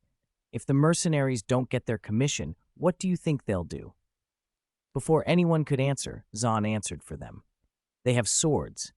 They'll take it by force. Leave it to me, my lord. I know that fat-eyed bastard, and I have 100 ways to make him cough up what he owes. He rattled off schemes, finding weaknesses, grabbing leverage, threats, kidnappings, then knives and axes. Arthur listened, patient. When Zahn finished, Arthur shook his head. I don't doubt your ability, Zahn, but we're in Braavos. We must play by Braavos rules. Swords make people obey, yes, but we also need to keep him as an ally, so don't get rough. He gestured to Weiss, the dwarf standing nearby, to lean in. Weiss was short enough he merely shifted his head. Arthur whispered a few instructions. Yes, my lord. I'll make the arrangements, Weiss said, bowed, and left. We'd already agreed Caffey was only a temporary partner, Arthur said once Weiss had gone. He picked up the fat man's new contract and tossed it into the fireplace. But this stunt has burned the last scrap of goodwill. He watched the paper curl and blacken. His aim is obvious. He wants to use these 20,000 dragons to bend us to his will, to help him crush and absorb rival insurers, to monopolize the insurance trade from White Harbor to Braavos. That would be my goal, too, Victa admitted. But he demands we give up doing insurance? Arthur's fingers closed around the hilt of his Valyrian steel sword, Azure Wave, on the chair beside him. Monopoly meant enormous profits. Where would those profits come from? From taking a slice of the captain's earnings. If the captain's cut got too small, they would do without an insurance middleman, dealing directly with Arthur. Kaffee had seen that danger and moved to block it. Arthur couldn't help but admire the one-eyed fat man's acuity. Years in Braavos had hardened him. His thoughts drifted to Finny and her husband, the captain who'd refused to insure his ship and was locked in a crow cage by the Lord of Pebble Island until he died. One man prospered in Braavos, another worked himself to death at sea. Arthur had promised Finny the head of the Lord of Pebble Island. The head had not been well preserved on Zahn's journey. In the damp, narrow sea air it had rotted. Healers used maggots to strip the decayed flesh. By the time it reached them, the head had been cleaned down to a white skull. Victa, how is Finny now, after she got the skull? Arthur asked. Victa swallowed. She might be dead, my lord. He couldn't hide the fear in his eyes. After she drank a few cups of sweet wine with the skull, she gave it back to me. Then she went to the House of Black and White. I never saw her again. Zahn shrugged. The springs at the house are said to grant a painless death. For her, it would have been a release. If she's still alive, I hope she remembers our names, Victa murmured. The words sent a chill through Arthur. He shifted the subject. Pete, what of that Valyrian dagger we put in the auction house? It's been a while. Because of the dagger's odd ability to change form, and because it's Valyrian steel, the interest has been enormous, Pete said, hurriedly handing Arthur a clipboard of bids. Keyholders, courtesans, rich merchants, captains, priests from the moon pool, even nobles from Westeros have offered. There are rumors the Sea Lord himself was stirred. But the buyers you asked us to favor, the faceless men of the House of Black and White, haven't appeared. This is a full list of bids and what was offered in exchange. Arthur had instructed the auction house not to sell to the highest bidder, but to barter the dagger for something special. So it had sat on display, drawing attention. He scanned the exotic replies with a widening grin and a private, guilty amusement at how limited his own imagination had been. Chests of gold and silver, agates, pearls, gemstones, rare materials from Asshai, treasure maps and sea charts that hinted at Valyrian ruins as far as the Jade Sea. Ships, manors, even land. Tucked among the ostentation, one bid made him blink.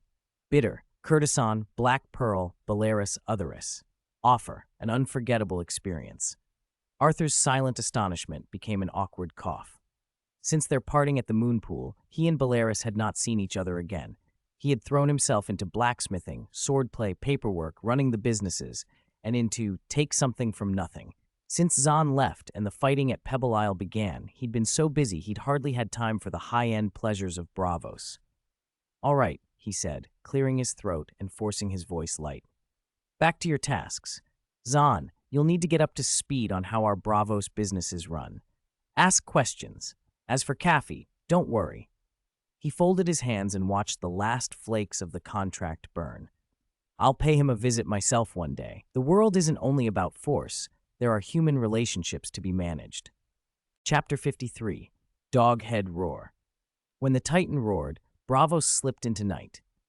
At this hour, anyone seen walking the streets with a sword could be challenged by other swordsmen or assassins. The winner could claim a prize from the loser. In a manor near the moon pool, a steady stream of people of every trade, assassins, beggars, actors, sailors, healers, peddlers, came and went through a side door. These were the men Shabel Kaffee liked to call his blind eye. Master, after sorting this morning's reports, there isn't much of value. A servant set Shabel Kaffee's dinner before him and rattled off the tidings brought in from across Braavos. On Kaffee's table were his favorites: onion broth, fine white bread, baked pies of crab, shrimp, and mixed seafood, and a flask of peach wine brought from across the narrow sea. He dipped the soft bread in the broth and savored the salty, fresh bite he favored. Between mouthfuls, he removed the sapphire he wore as a prosthetic eye. handed it to the servant, and asked, "What are the insurance merchants doing?" "They've stopped selling any contracts covering Bravos to White Harbor. No bids high enough," the servant replied, soaking and carefully cleaning the sapphire with a little brush. "There are whispers they'll expose your dealings with the Three Sisters Islands to the Sea King and the judges at the Harvest Feast Masquerade. Name names of the captains they insured." The Harvest Feast and Masquerade was a 10-day Bravosi tradition. For most of the festival, everyone drank and wore masks. On the 10th day, when the Titan roared, they all unveiled together. The Sea King invited officials, nobles, and leading figures to his palace to show favor. Kaffee only scoffed. "Let them choke on it. What law says I can't earn a coin selling information?" He tucked into his pie, smacked his lips, and continued giving orders as he ate. "Increase my guard. Hire more skilled swordsmen. Didn't the bastard set up that swordsman certification? Snow Peach, those black mamba swordsmen. Bring them in. Saves me the bother of picking." "Yes, master. I'll arrange it. But the Tau swordsmen cost more, and you can't hire the black mambas with coin alone," the servant warned. Kaffee spat disdainfully. "These swordsmen strut about like they're gods. Singers sing for them as if they never soil themselves. I prefer my dog, Claws." The servant lowered his voice. He was used to Kaffee's manner. "Master, I have reliable word some of the insurance merchants have been seen at the House of Black and White. They might be courting the faceless men." Kaffee laughed, fat jowls wobbling. "Cornered curs. Faceless men frighten only the foolish and the foreign. If they want a faceless man to kill for them, they can't pay what the priests ask." A few years earlier, Kaffee had gone to the House of Black and White to ask for a faceless man to kill an assassin who had taken his eye. His sapphire was the assassin's doing. He had learned then that while the faceless men made murder look like accident and left no trace, the cost was far beyond what he could bear. "Death is a gift. The many-faced god wastes no gifts," a priest had said in the flatest voice possible. "But all mortals must serve. If the many-faced god grants a gift, you must serve with your whole heart. Can you do that?" I cannot." He could not, he reminded himself. He only wanted to kill an assassin, not sell his life away. And for his own life, with his wealth and reputation, the price would be unimaginable. "Raise the pay for Tau swordsmen if you must," Kaffee said, licking his lips. After the servant promised to handle it, Kaffee asked, "What is the bastard doing?" Since Zahn returned, the bastard's been steady, blacksmithing, running his fleet. "No movement," the servant answered. "They haven't returned that contract you drafted." "I asked Pete. He said the bastard is still thinking it over. They're still taking the shipping intel we feed them." "Good. That's enough." Kaffee waved a fat hand. "Tell the guards to keep their eyes open. Tell the kitchen to prepare meat for Claws. He won't sleep without his meat." The servant bowed and left. Kaffee lingered over his meal, then heard a faint, regular tapping from the wall behind him. He set his bread down, rose with some effort, and turned a gilded mermaid ornament on a cabinet in a set pattern. A hidden door slid open, and a graceful figure slipped out. "My mermaid queen, you are late," Kaffee exclaimed, smiling broadly. "Just confirming some things," the woman said. She was beautiful in the practiced way of courtesans, the right figure, the right face. Kaffee's blind eye network was a cover. In truth, he ran a reputable brothel and worked closely with its madam, the mermaid queen, to collect secrets. The gossip girls often loosened tongues that other spies could not. "You have news?" Kaffee asked. "She says Zahn Bonell plans to find you, maybe even take you captive.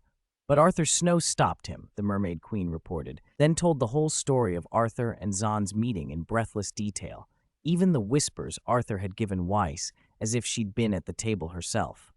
"Who told you?" Kaffee demanded. "Men who can't keep their mouths shut." The mermaid queen rolled her eyes. "You used to bring Zahn here. Lately he brings friends, dark-skinned summer islanders, Bravosi, men from the Sunset Lands. Their tongues are tight, but each slips a bit, and the girls stitch it together. The bastard is letting Zahn learn the trade. I didn't expect his style would be so hands-on," Kaffee said. "I tried to win him before, but his Bravosi was poor, and he wouldn't trust me." "How can there be trust with a language barrier?" she said. "Most of the Bravosi words he knows now, my girls taught him in bed. They say he's clumsy and learns slow."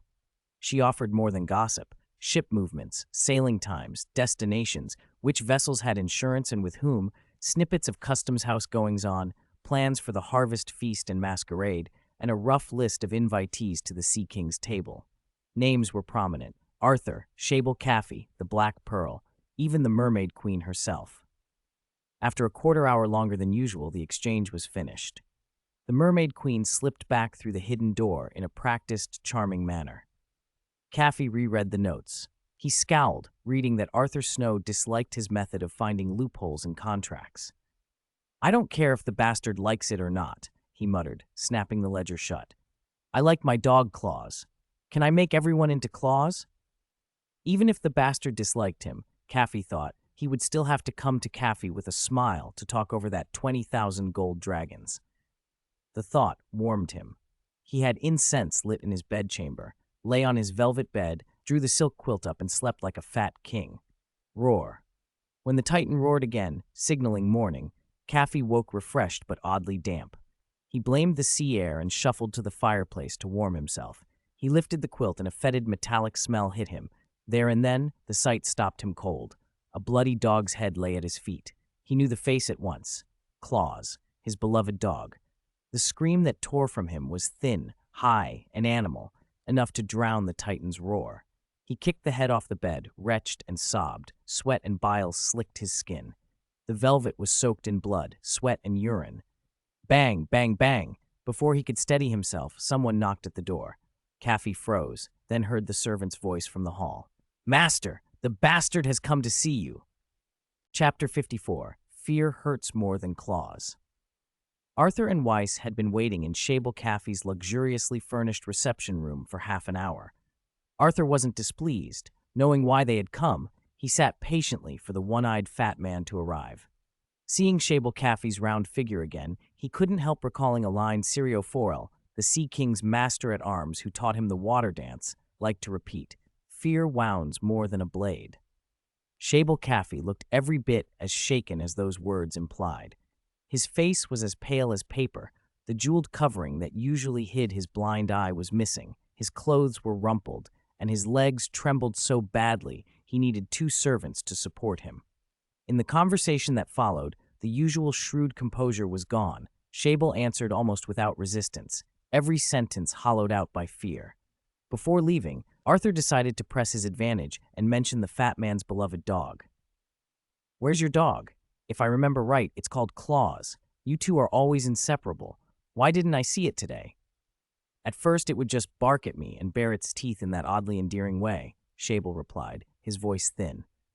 "But once, it actually fouled my carpet." "To be honest, I really didn't like it," Arthur said. Those words hit Shable hard. His bulk shook as though sifted through a sieve. He nearly toppled off his chair until a quick servant steadied him. Not a single explicit threat had been voiced, but every syllable carried one. "It won't dare again. It won't dare again," Shable stammered hoarsely. "I'll send 20,000 gold dragons to you before dark." When Arthur left the one-eyed man's mansion, a smile tugged at his lips. He felt entirely satisfied. Every time that damn dog had barked at him, every time it bared its teeth, he'd been annoyed. Did it think a cute face excused insolence? He paused at the shore, and fingers brushing the boat's rail, teased. How did the dog's head feel? Soft? Pleasant to touch? "Soft and smooth," Wise replied with his usual deadpan. "Not as pleasant as the black mamba sword you forged for me, though." They watched Shable Caffey's opulent house shrink behind them as the little boat moved off. "Its death will be more useful than its life," Arthur muttered. Shable's speed in transferring the money surprised him. Pete's tally showed the coins and equivalents he'd sent actually exceeded 20,000 gold dragons. After Pete's men finished counting and storing everything, they declared the Pebble Isle campaign accounted for. Pete ran through the new ledger against the old bills. "Master, even with these 20,000 gold dragons, it won't cover our huge expenditures in the Three Sisters Islands." "War is always costly. I never expected to profit from it," Arthur said, burying his face in the lists Pete had prepared. He had braced himself for heavy expenses, but seeing the numbers itemized made his breath catch. Pete had grouped the spending into two main areas: supplies and personnel. On the supplies side, weapons and equipment from the Snow and Peach smithy, 2,300 spearheads supplied to the Three Sisters levies, 20 sets of swords, chainmail, and other armor. 15 of those sets were used to hire Braavosi swordsmen, 5 to win over the lords and nobles of the other 2 islands. 5 sets of vine armor had been procured to outfit the Black Mamba swordsmen. Victa's fleet had been tied up at the islands for over 2 months, incurring logistics costs and transport losses. On the personnel side, daily wages for the Braavosi swordsmen, crews, and sailors, promised rewards to the Three Sisters levies, compensation for casualties, and resettlement for their families. Pete's ledger was meticulous. The total, converted into gold dragons, came to roughly 80,000.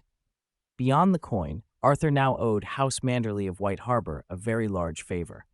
Looking at the figure, Arthur felt his debt to the girl with the long brown braid grow heavier. If White Harbor hadn't stepped in to eliminate this wave of pirates, who knew how long the conflict would have dragged on, or how many more gold dragons it would have demanded? Arthur rubbed the mermaid pendant at his throat and wondered what to say when he met Wilfilda. When everyone had read the ledger, Arthur asked slowly, "After spending 80,000 gold dragons, what did we gain?" Zahn was the first to speak. He bowed deeply to Arthur. "You have fulfilled your promise to my uncle. The crown has recognized him as guardian of the Bight. I, Zahn Bonell, and the people of the Three Sisters Islands will never forget your kindness." Arthur glanced at the silver-white crab brooch pinned to Zahn's shoulder and thought back to what he'd told Count Godric before leaving Sweet Sister Island. The only constant in the world is winter. I might fail, but what if I succeed? Even now, those words echoed in his mind. Such a promise could be worth 1,000 gold. Victa was next, stroking his graying beard as he spoke. Our fleet can now open routes from White Harbor to Gulltown, and even to King's Landing. With Pebble Isle and Twins Isle as supply bases, voyages will be much safer. The Vale produces excellent fruit and vegetables, bigger than elsewhere. King's Landing is the capital. It has a huge population and strong demand. Zahn, who had long traded between Gulltown and White Harbor, added, "If we open routes to Gulltown and King's Landing early, that would be best. It's not only cargo. Ferrying passengers back and forth will be profitable." Victa nodded. "We also captured 10 pirate ships, 3 large single-masted flatboats suited for ocean voyages. Once repaired, I've added them to the fleet. The other 7 medium-oared vessels will be useful for fishing and moving goods around White Harbor and the Three Sisters Islands. Once the White Harbor-Gulltown route is established, those ships will be incorporated." Carl Bay, the Summer Islander in charge of the smithy, spoke next. On the smithy side, many apprentices sharpened their skills during the rush to produce weapons and armor. Several apprentices passed their assessments and are now qualified smiths. We also field-tested the modified chainmail and the vine armor. Zahn and Wise report the equipment performed well. Arthur winced. He'd seen the ledger. 1/3 of the 80,000 had gone on arms and armor from Snow and Peach. That price was steep. Carl Bay explained with a weary smile. "There's no way around it. Braavos forbids cutting the surrounding trees, and fuel for heating is scarce. Charcoal and coal for forging are very costly. Our weapons are better quality than others, but the raw material costs make it impossible to lower prices." Arthur had Pete note the matter. The Braavosi restriction on timber and the high demand for wood for shipbuilding and fuel was exactly why Arthur had looked to trade in the first place. Ships running from White Harbor to Braavos now carried, apart from a little peach wine and animal hides, mostly processed wooden planks from the Wolfswood Peach Garden woodworking shop. After Carl finished, the others offered their thoughts. Victa's eldest son, Vikui, cracked a joking remark that caught Arthur's attention. "Don't forget the raw materials Finney supplied for forging the Valyrian steel sword, Jonlu, and the Valyrian steel dagger, and one souvenir skull from the Lord of Pebble Isle." Arthur let the remark hang in his mind. The campaign had cost a fortune, gained ships and alliances, built trade routes, trained craftsmen, and earned titles and loyalty. But the image that kept returning to him, the pale, trembling face of Shable Caffey, and the way a few well-placed words had undone him, reminded Arthur of Sirio's warning, "Fear wounds more than a blade." Chapter 55, No More Pretending. As the Harvest Feast Masquerade Ball drew near, Braavos hummed with life. Ships from all over the world threaded past the Titan into the city, broad-bellied whalers from Ibn, swan ships from the Summer Isles, flatboats from Pentos, trading galleys from Lys and Tyrosh, and vessels flying the banners of Westerosi houses. The old clothes market dock overflowed with arrivals. Taverns, courtyards, even temples swelled with visitors. People flowed through the streets, over the bridges, and along the canals day and night. Even the usually quiet great courtyard, dedicated to gods long forgotten, had filled with strangers these last few days. Men and women from distant lands sat shoulder to shoulder, drinking, sharing food, and becoming fast friends. The Taroshi boasted loud voices and beards dyed in wild colors. The golden-haired Lysini dressed in finery even as they argued the price down. The Ibonese were short, stocky, and hairy, muttering curses in throaty voices. Summer Islanders moved in cloaks of red, green, and yellow feathers, their skin dark and smooth as teak. As the saying went, Braavos, the secret city, turns no one away, save the slave masters. City watch patrols were visible everywhere, and rumor said the Sea Lord had even hired 3 companies of 1,000 mercenaries each to keep order inside and outside the city during the festival. The Sea Lord invited me to the palace for the harvest feast and the masquerade ball? Arthur asked, holding the invitation, when Sirio, the Sea King's chief swordsman who had been teaching him the water dance, looked up from watching his apprentices train. "You know it's only been a little over a year," Sirio said, smiling as he watched the dwarf Weiss spar with a student in the courtyard.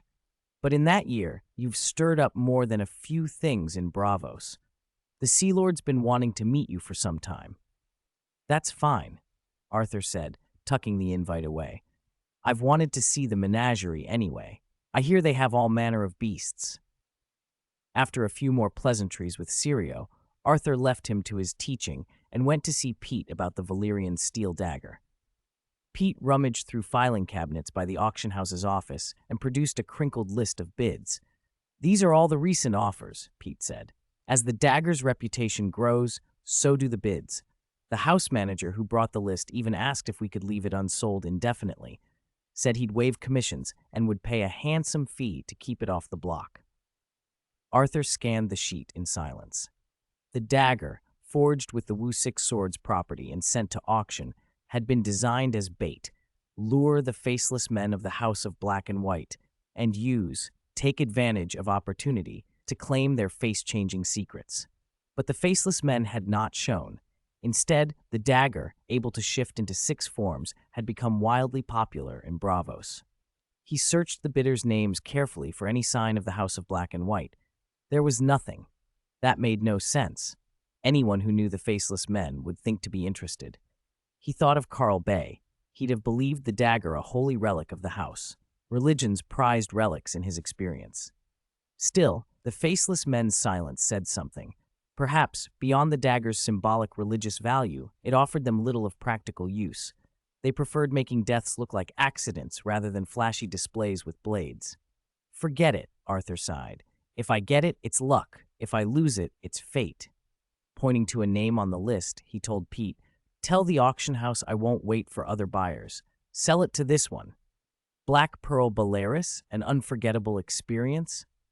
Pete repeated, eyebrows rising. He gave Arthur a knowing look and a conspiratorial wink. "All right, master. I'll take care of it." Arthur watched Pete go, then muttered to himself, "A person of taste might avoid the vulgar for the sake of honor, but no one refuses beauty out of principle." He thought of the dagger's popularity and of the Black Pearl's elegance. Selling to the Black Pearl would attach the Snow and Peach Forge's name to the upper circles of Braavos. He'd stop pretending he wasn't moved by such things. Let the dagger go to someone who would wear it with style. He wanted to see what this unforgettable experience was. The harvest feast arrived in full. Arthur dressed for the masquerade. He wore dark green vine armor, lined with cloth on the inside and made to measure by the Snow and Peach smiths, improved from reports of swordsmen who had fought bandits on Sweet Sister Island. Each suit now fit its wearer, light and springy. Carl Bay had supplied a vine native to the Summer Isles, dried, oiled, and treated until it was stronger and somewhat springy. The armor resisted cuts and softened slashes.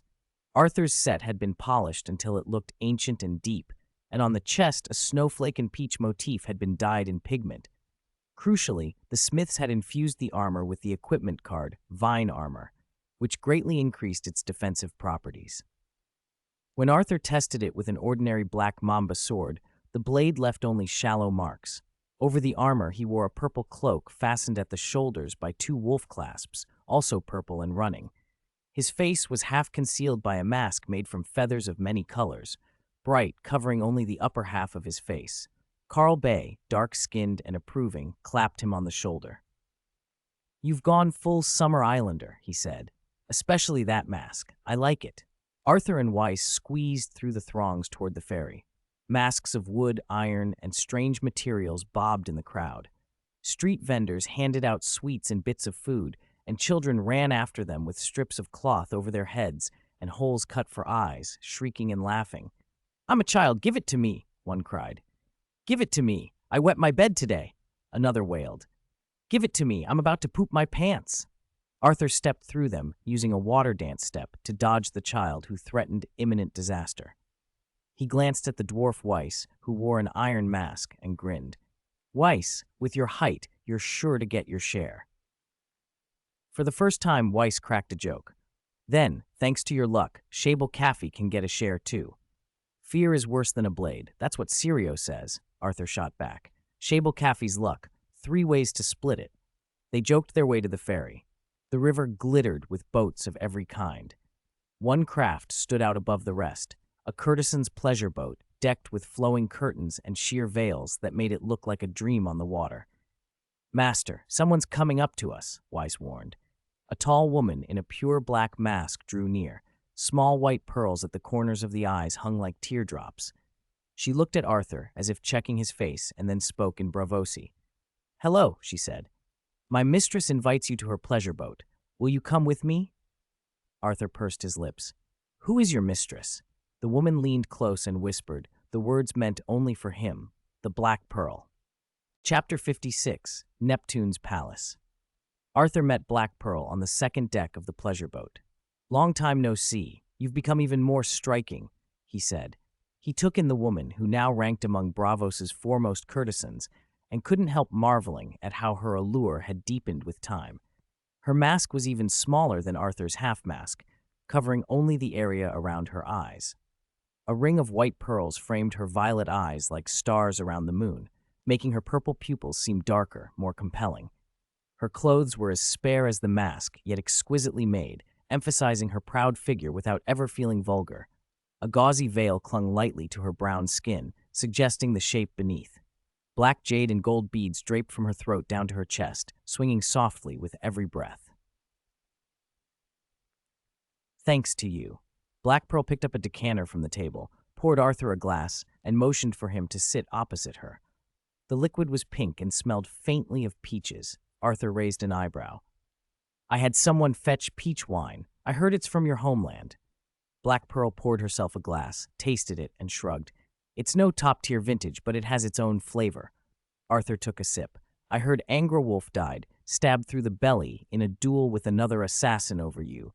He was the first customer at my blacksmith shop." "All men must die." Black Pearl's voice was flat. Her expression under the mask did not change.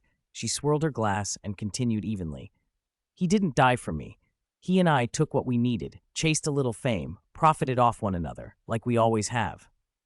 Arthur, taken aback by her bluntness, leaned back and shifted his gaze away from her face.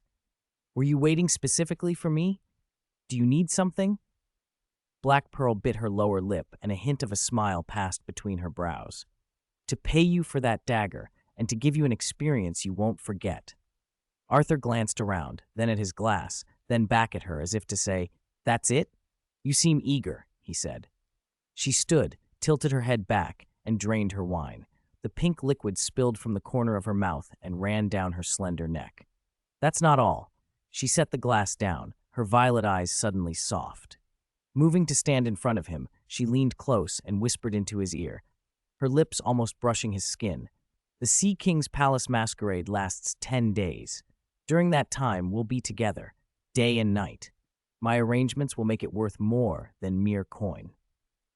Before Arthur could reply, she lightly kissed the hollow of his neck and pulled away. Though he had expected the move and braced himself, the rush of scent, the sight of her, the sound of the ship, and the touch on his skin left his thoughts blank for a moment. Any notion of dignity or restraint evaporated. He understood in an instant why Angra Wolf had been an easy target. Perhaps it wasn't just the rapier that killed him, but the heady rush it caused. The famed assassin, the first patron of the Snow and Peach blacksmith shop, had not met an undeserved fate. Arthur's hand went instinctively to his waist, to the cold hilt of Jeanlu.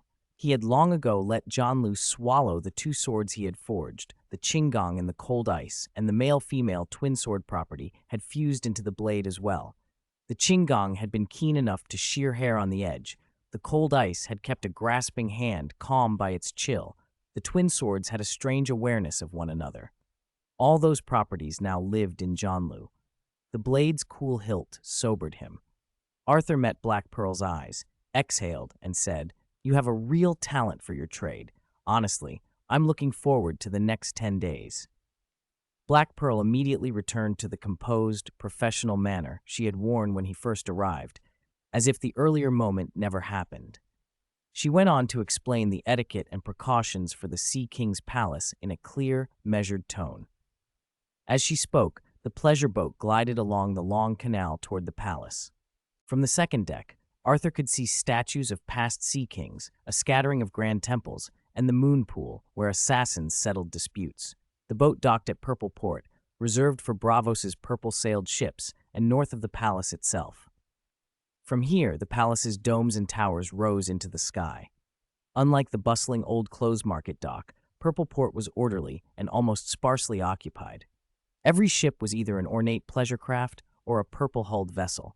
They sat in neat rows, masts upright like soldiers awaiting inspection by the officials in the high towers. As Arthur studied the palace, Black Pearl's voice slid to a seductive lilt. Mermaid Queen, Masked Lady, Moon Shadow, Nightingale, Lady Poet. Arthur's hand tightened again on Jeanlu without meaning to. Following her gaze, he looked at the pleasure boats clustered in the harbor. "You know them well?" "Why wouldn't I?" Black Pearl craned her neck and smoothed a stray lock of hair. A woman should know her rivals. Rivals, Arthur thought. Enemies. He glanced over the harbor and counted. Including ours, there are 6 pleasure boats. The one over there is called Daughter of the Dusk. Black Pearl pointed to a craft with a carved figure of a naked woman painted pure black on its prow. "She's a friend." "A friend?" Arthur searched her face. "How did that friendship start?" "You wouldn't want to know," Black Pearl said, her violet eyes narrowing with a mysterious smile. "You'll find out soon enough."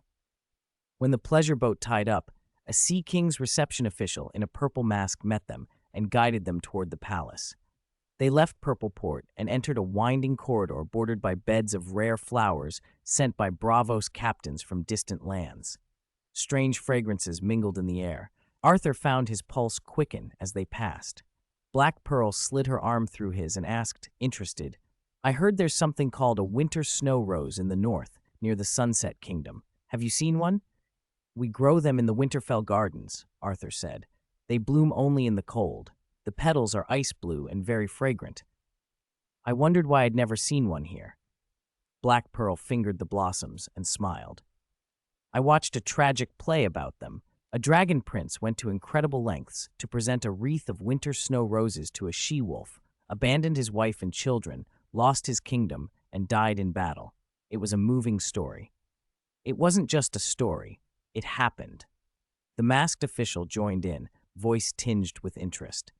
7 or 8 years ago, a knight from the Sunset Kingdom came here to seek the Sea King. He brought a little boy and a baby girl, both with silver hair and purple eyes. I suspected they were the dragon orphans from the Sunset Kingdom. "I have some dragon blood," Black Pearl said lightly, inclining her head to the official. "I always loved those tales. Sir, will you tell us more?"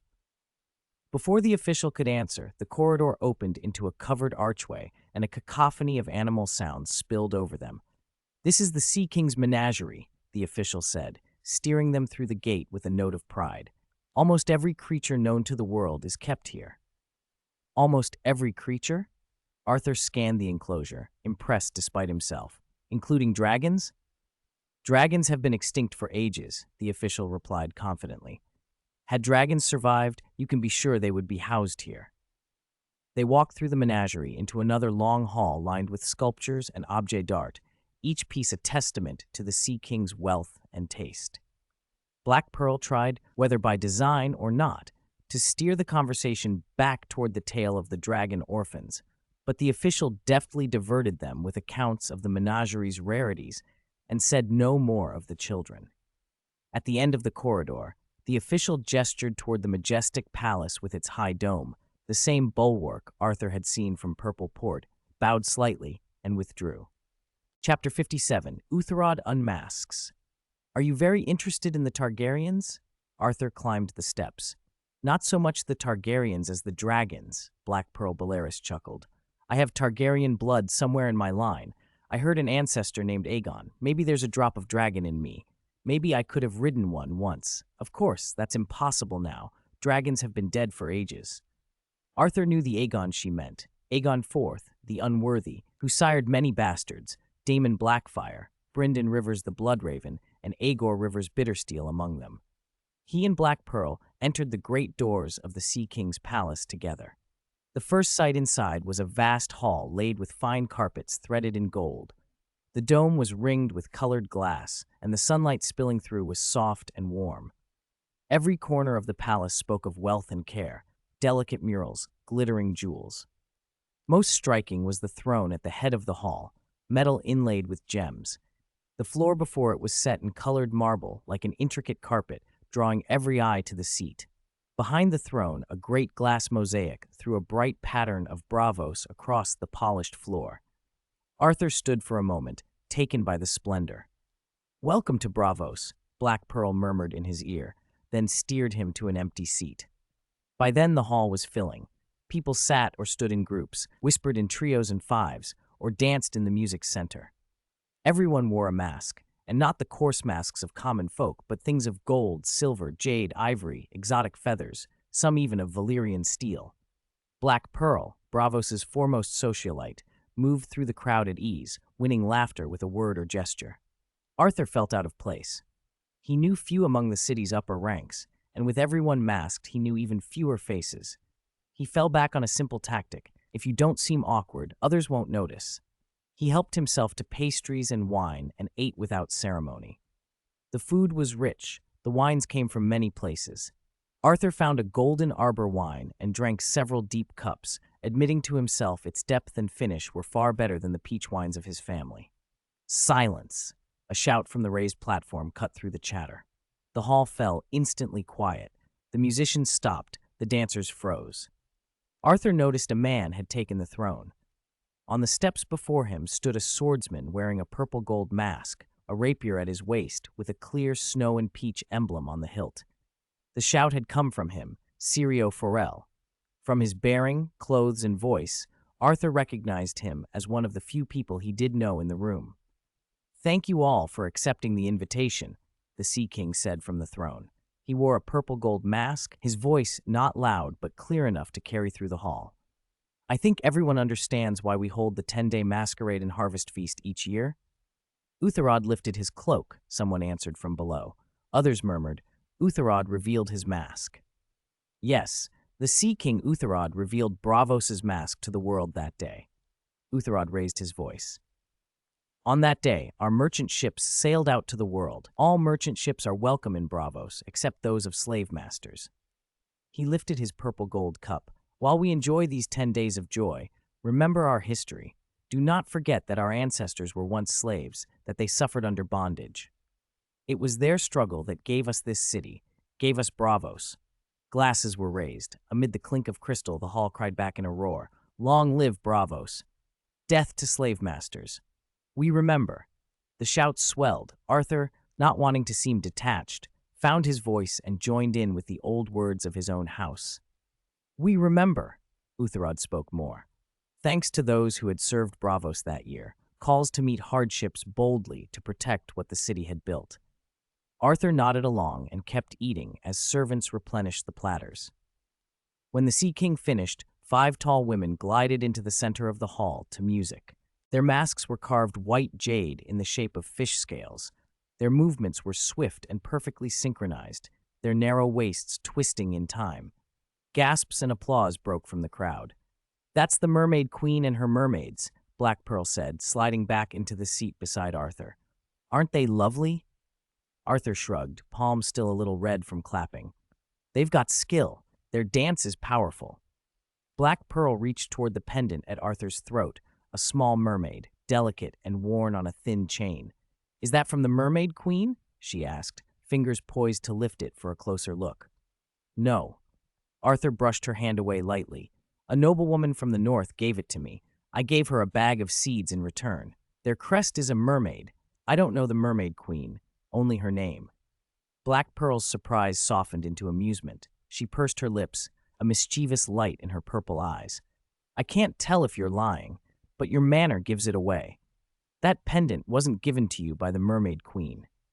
"You're very good at reading people, Miss Black Pearl," Arthur said, raising his cup while his gaze lingered on the dancers. Black Pearl cupped his face with one hand and turned his eyes away from the center of the hall to look at her. "Could you give me a bag of seeds tonight?" she asked casually. "If you do, I'll give you a reward you'll never forget." Chapter 58, Neptune, Part 1.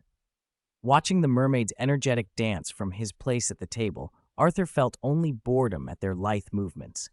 He picked at the food and drank without enthusiasm. Even the arbor gold tasted flat. The Black Pearl beside him had long since drifted away, flitting between groups in the hall, practicing her usual social butterfly routine. Her talent for tantalizing and then snuffing out interest was effortless, like drinking water. When the mermaid's performance ended, a troupe took the floor to stage a play the Sea King had mentioned earlier. Uthero unmasks himself.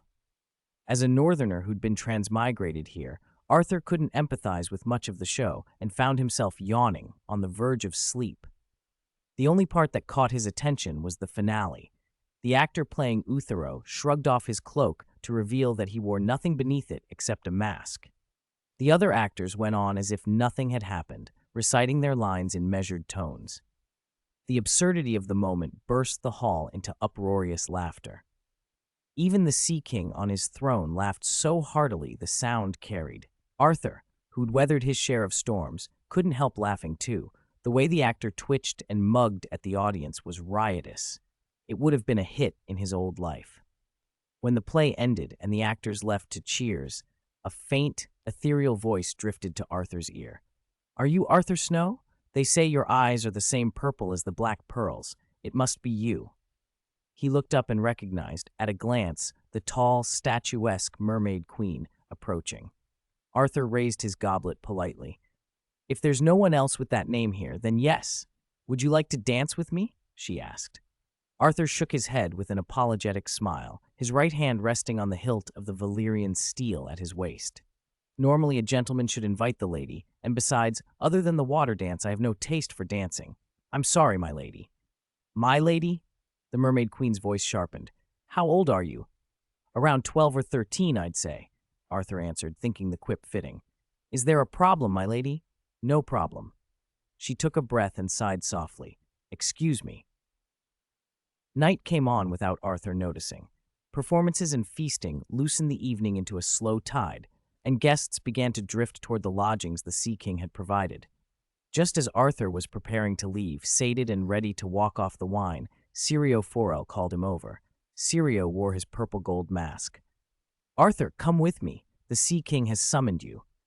Arthur rubbed his belly and stretched. The arbor wine had a stronger head than he'd expected. His calves trembled a little, and his legs felt leaden as he stood. "What does he want with me?" he asked. Sirio didn't answer, only led the way. Then, as if to reassure him, he added quietly, "It's a good thing." Arthur hummed agreement, and then, half to himself, wondered what good thing could possibly interrupt his pleasant evening. Pete had mentioned that the famed Valyrian steel dagger from Braavos had caught the Sea King's eye. Could that be why he was being summoned? But the dagger had already been promised to a certain fair woman. Giving it up would be complicated. They reached the tall tower where the Sea King lived. It was probably the tallest dwelling Arthur had ever seen.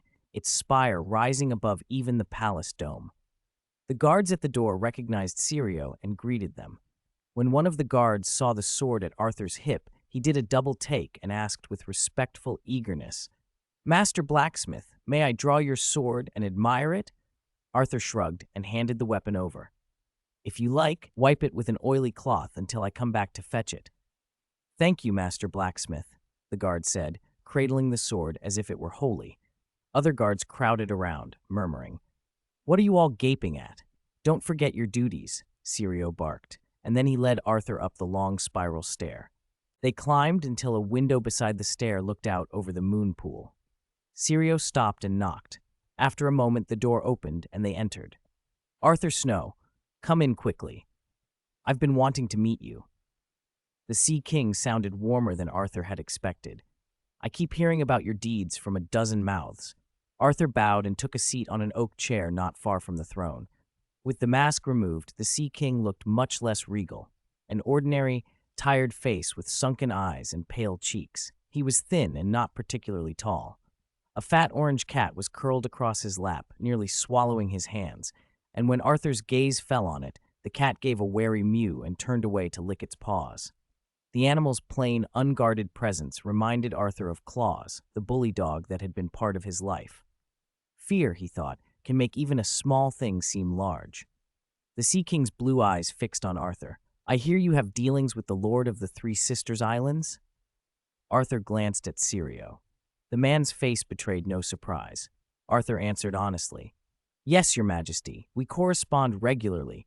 I run a fleet with him that voyages between White Harbor and Bravos, hauling lumber for Bravos's shipyards and for the weapons smiths."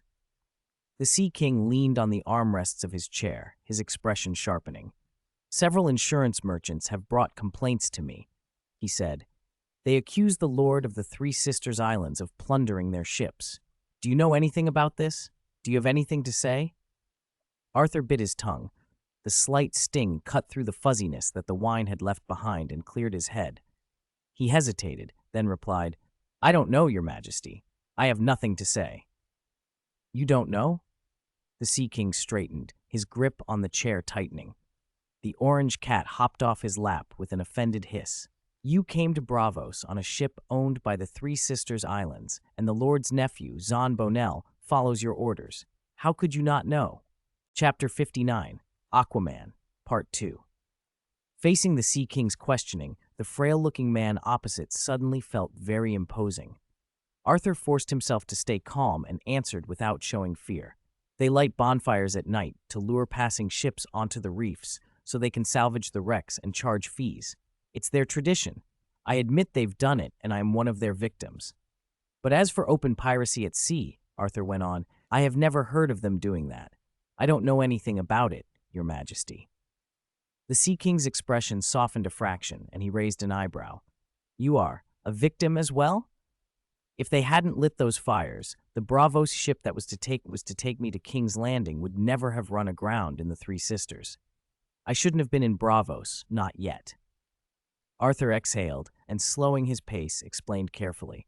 "My uncle is Duke Eddard Stark of Winterfell, Warden of the North. With that name, the Lord of the Three Sisters had agreed to send me away with honors. But I am kind. To save the Bravosi captain and crew, I refused the Lord's plan and promised to cooperate. As for how to cooperate, you know that already, Your Majesty."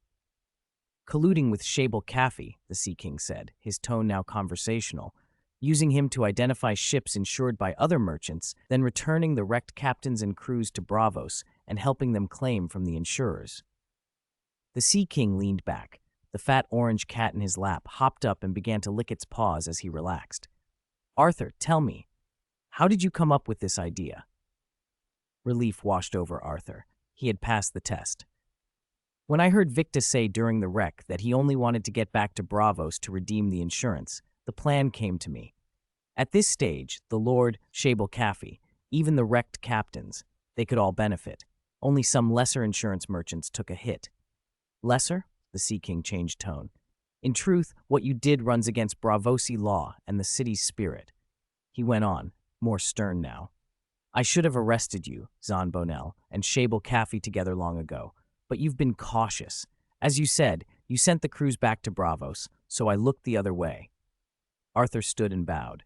Thank you for your leniency, Your Majesty Sea King. You needn't thank me. Thank those insurance merchants. Rage flushed the Sea King's pale face.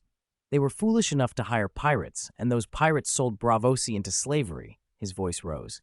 Bravos welcomes anyone, except slave owners. Pirates deserve death, and slave owners worse. What right did those insurers have to deal with them?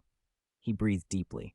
The anger drained away, and he became measured again. I'll arrest them after the masquerade ball and put them before our judges under Bravosi law. Your Majesty is just, Arthur said plainly.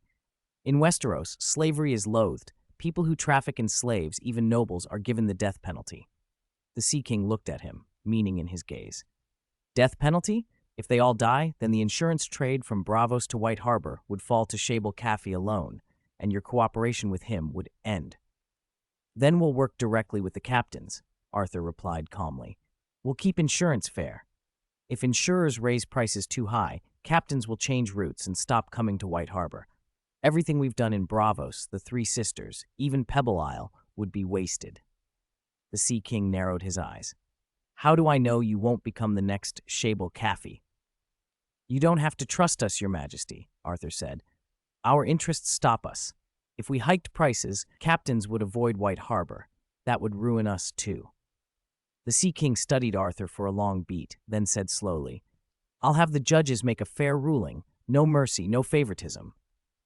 Your Majesty, I have a request, Arthur said.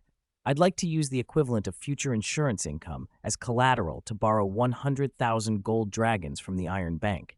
The longer the repayment term for the principal, the better. He added, I will deposit this money with the Iron Bank and will not spend it. You want to borrow and not use it? You don't trust me. The Sea King shook his head and laughed. This is your way. Very well. I'll appoint a loan officer from the Iron Bank to deal with you personally. It was late when Arthur left the Sea King's house. Syrio Forel came with him. Syrio had taken off his mask by then. I can tell the Sea King likes you, Arthur, Syrio said. How can you tell? Arthur asked, non-committal. The Sea King's earlier pressure still lingered. It had almost pushed aside the surprise the Black Pearl had mentioned that morning. The Sea King wore a mask when meeting those insurance merchants, Syrio answered. He took it off for you. When the Black Mamba drops its disguise, that's when it's time to strike. Arthur took off his own mask and let his face relax. I kind of wish he'd kept it on. You are insufferable. Syrio rolled his eyes and went to the window by the stairwell. A show should amuse. Arthur followed and grinned. Maybe next time I'll take off my cloak and stand naked to make everyone laugh. The Sea King is ill, Syrio said quietly, his tone drifting between puzzlement and melancholy. Arthur sobered and looked with him toward the moon pool. Even in the dark, there were flickering lights. Assassins favored the moon pool for duels at night. Moonlight and torchlight would catch on steel and stain it red. The sight always unsettled Arthur. Any plans? Syrio asked. Arthur held up 3 fingers. In Westeros, a swordsman sworn to a king has 3 choices when his king dies: be buried with him, serve his lawful heir, or serve a new king. Bravos is elective, Arthur continued, folding down his ring finger and index. A new Sea King will have no reason to trust you or make you his chief swordsman like the current Sea King has. That removes 2 options. Then there's only the one you mean. Syrio forced the rest out. Before Arthur could finish, Syrio pressed the remaining finger down with a theatrical frown. You want to recruit me? He said. I'm the Sea King's first sword. If you become some sort of king later, maybe I'll consider it. For now, tsk. Syrio lifted his leg and walked down the stairs, disappearing in a blink. Arthur matched his mock tsk and flicked Syrio a middle finger as he left. Boring. Syrio was really boring. Time to find interesting people and do interesting things. Thinking of the surprise the Black Pearl had teased him with that morning, Arthur's sour mood brightened. Chapter 60. Are there any experts? The Sea King had arranged his guests in courtyards that were uniquely designed, each with a distinctively colored front gate so visitors could find their way easily. Only one gate was painted red. Most of the courtyards were lit now. The air carried music, laughter, scolding, the clatter of swords, and the occasional shout. Arthur pointed to an unlit courtyard and asked the guard who was guiding him, "Who lives behind the gate painted red?" "The most important guests, foreign kings and heirs to thrones, are put there," replied the guard, the same one who'd been polishing a blade called Jonlu. He explained the gate color system in detail. Beyond showing respect, it helped servants find their charges across the vast Sea King's palace. The guard led Arthur to a courtyard with a yellow gate. He knocked. The door opened to reveal Dwarf Weiss. Weiss hadn't gone into the main hall earlier. He'd been eating and drinking in the attendant's small room. Arthur thanked the helpful guard and followed Weiss into the residence. "Master, do you want some hangover soup?" Weiss asked, as he steadied Arthur, who was a little unsteady. "The Black Pearl's maid came looking for you earlier. She asked where you were, said her miss had been waiting." Arthur had been hit by a cold wind outside, and the strict composure he'd kept since leaving the Sea King had finally relaxed. Around someone he trusted, he let his guard fall. His vision blurred, his head swam, his tongue felt thick and his legs heavy. "No, I'm not drunk. Where is the Black Pearl?" At the name, he felt a spark of sobriety. "She's in that room," Wise said, pointing to a lit chamber in the courtyard. "You've still got your vine armor on. Want me to help you out of it before I go? I have to train with my master later and probably won't be back tonight." "You make an excellent attendant," Arthur said, belching, smiling and patting Weiss on the shoulder as Weiss helped remove his sword and vine armor. Weiss usually seemed dull, but in the moment he was unfailingly capable. Arthur felt a small pride in the man. His efforts in training him hadn't been wasted. After Weiss finished, he scratched his head and added sheepishly, "The Black Pearl's maid told me how to say that." Arthur had wondered why Weiss had seemed off earlier. He'd blamed it on the wine, but now he saw the man was still the same, blunt but steady. Honesty is the finest trait in an attendant. Go find your master and practice. On the way, your master wanted to see whether your swordsmanship had slipped. He says he'll surprise you when he trains with you. Be careful." Weiss grinned, bowed, and left. Arthur crossed the courtyard and found the Black Pearl waiting. She'd changed. Now a fitted black dress hugged her figure, and a violet veil hid her face. If her morning clothes had been dignified, her evening attire was seductive. She leaned back in a soft chair, absently eating an apple, and her voice was lazy and familiar. "Sorry to keep you waiting. I didn't wait long. The bath I heated for you is still hot," she said. "Go bathe first." Arthur smelled his own sweat and wine, thanked her, and went toward the bathing room. He pushed open the door and saw a large wooden tub, steam and warmth filling the chamber. The water was scented with milk and a scatter of colored flower petals. The scent of the flowers rose in the steam. Arthur sank into the hot water and sighed with relief. Warmth unknotted the ache in his muscles, though it made his intoxication deeper. He draped a towel over his eyes, rested his arms on the rim of the tub, and leaned back, letting himself drift. What is John thinking now? He wondered. He must think of me. I helped him forge the true sword he wanted, a fine sword. But what worth is a sword when they still call him Snow? Bastard. They'll call me that too. What of Robb, the future young wolf? May the gods watch him. I hope the cold ice sword steadies him. Sansa, still sad about Dominic going to the Vale, or has she moved on? And Arya, that little troublemaker, 2 years older now, probably riding a horse. Faces flickered through Arthur's mind until a great white sword anchored him. Dawn, the Dane family sword. Every night when he used the take something from nothing card, he dreamed of that sword. Half awake, he heard the door open and soft footsteps. He tried to sit up, but his limbs felt leaden, his thoughts thick. He drew the towel from his eyes, and through the steam, made out a blurred figure. "Who is it?" he croaked. "Who else would it be?" The Black Pearl's familiar voice came, and a pair of soft hands settled on his shoulders, kneading away stiffness. "Do you like it?" Her voice was above him now. "This is part of the surprise." Arthur exhaled, content. The Black Pearl's touch was practiced, just the right pressure, skilled and steady. When she worked his scalp, it soothed his dizzy head into a murmured, "Miss, add." He meant to ask for more time, but he hesitated, wondering how to phrase it so she'd understand. Before he could finish the thought, the Black Pearl whispered against his ear, "As you wish. I didn't expect you to guess my surprise." Another pair of hands came to his neck, fingers sure and practiced. Arthur frowned in surprise. What did I guess? No, this. There's another expert here. Is my pressure okay, my lord? A gentle voice asked. It sounded faintly familiar, but his neck was being massaged and he couldn't turn to see. It's perfect. Who are you? Have we met? Make a guess, the woman teased. The Black Pearl's maid? Not that either, my lord. Guess again. The courtesan, daughter of the dusk? The hands on Arthur's neck paused. Was that correct? He remembered the Black Pearl once pointing to the daughter of the dusk's pleasure boat and calling her a friend, enigmatically saying Arthur wouldn't want to know why they were friends.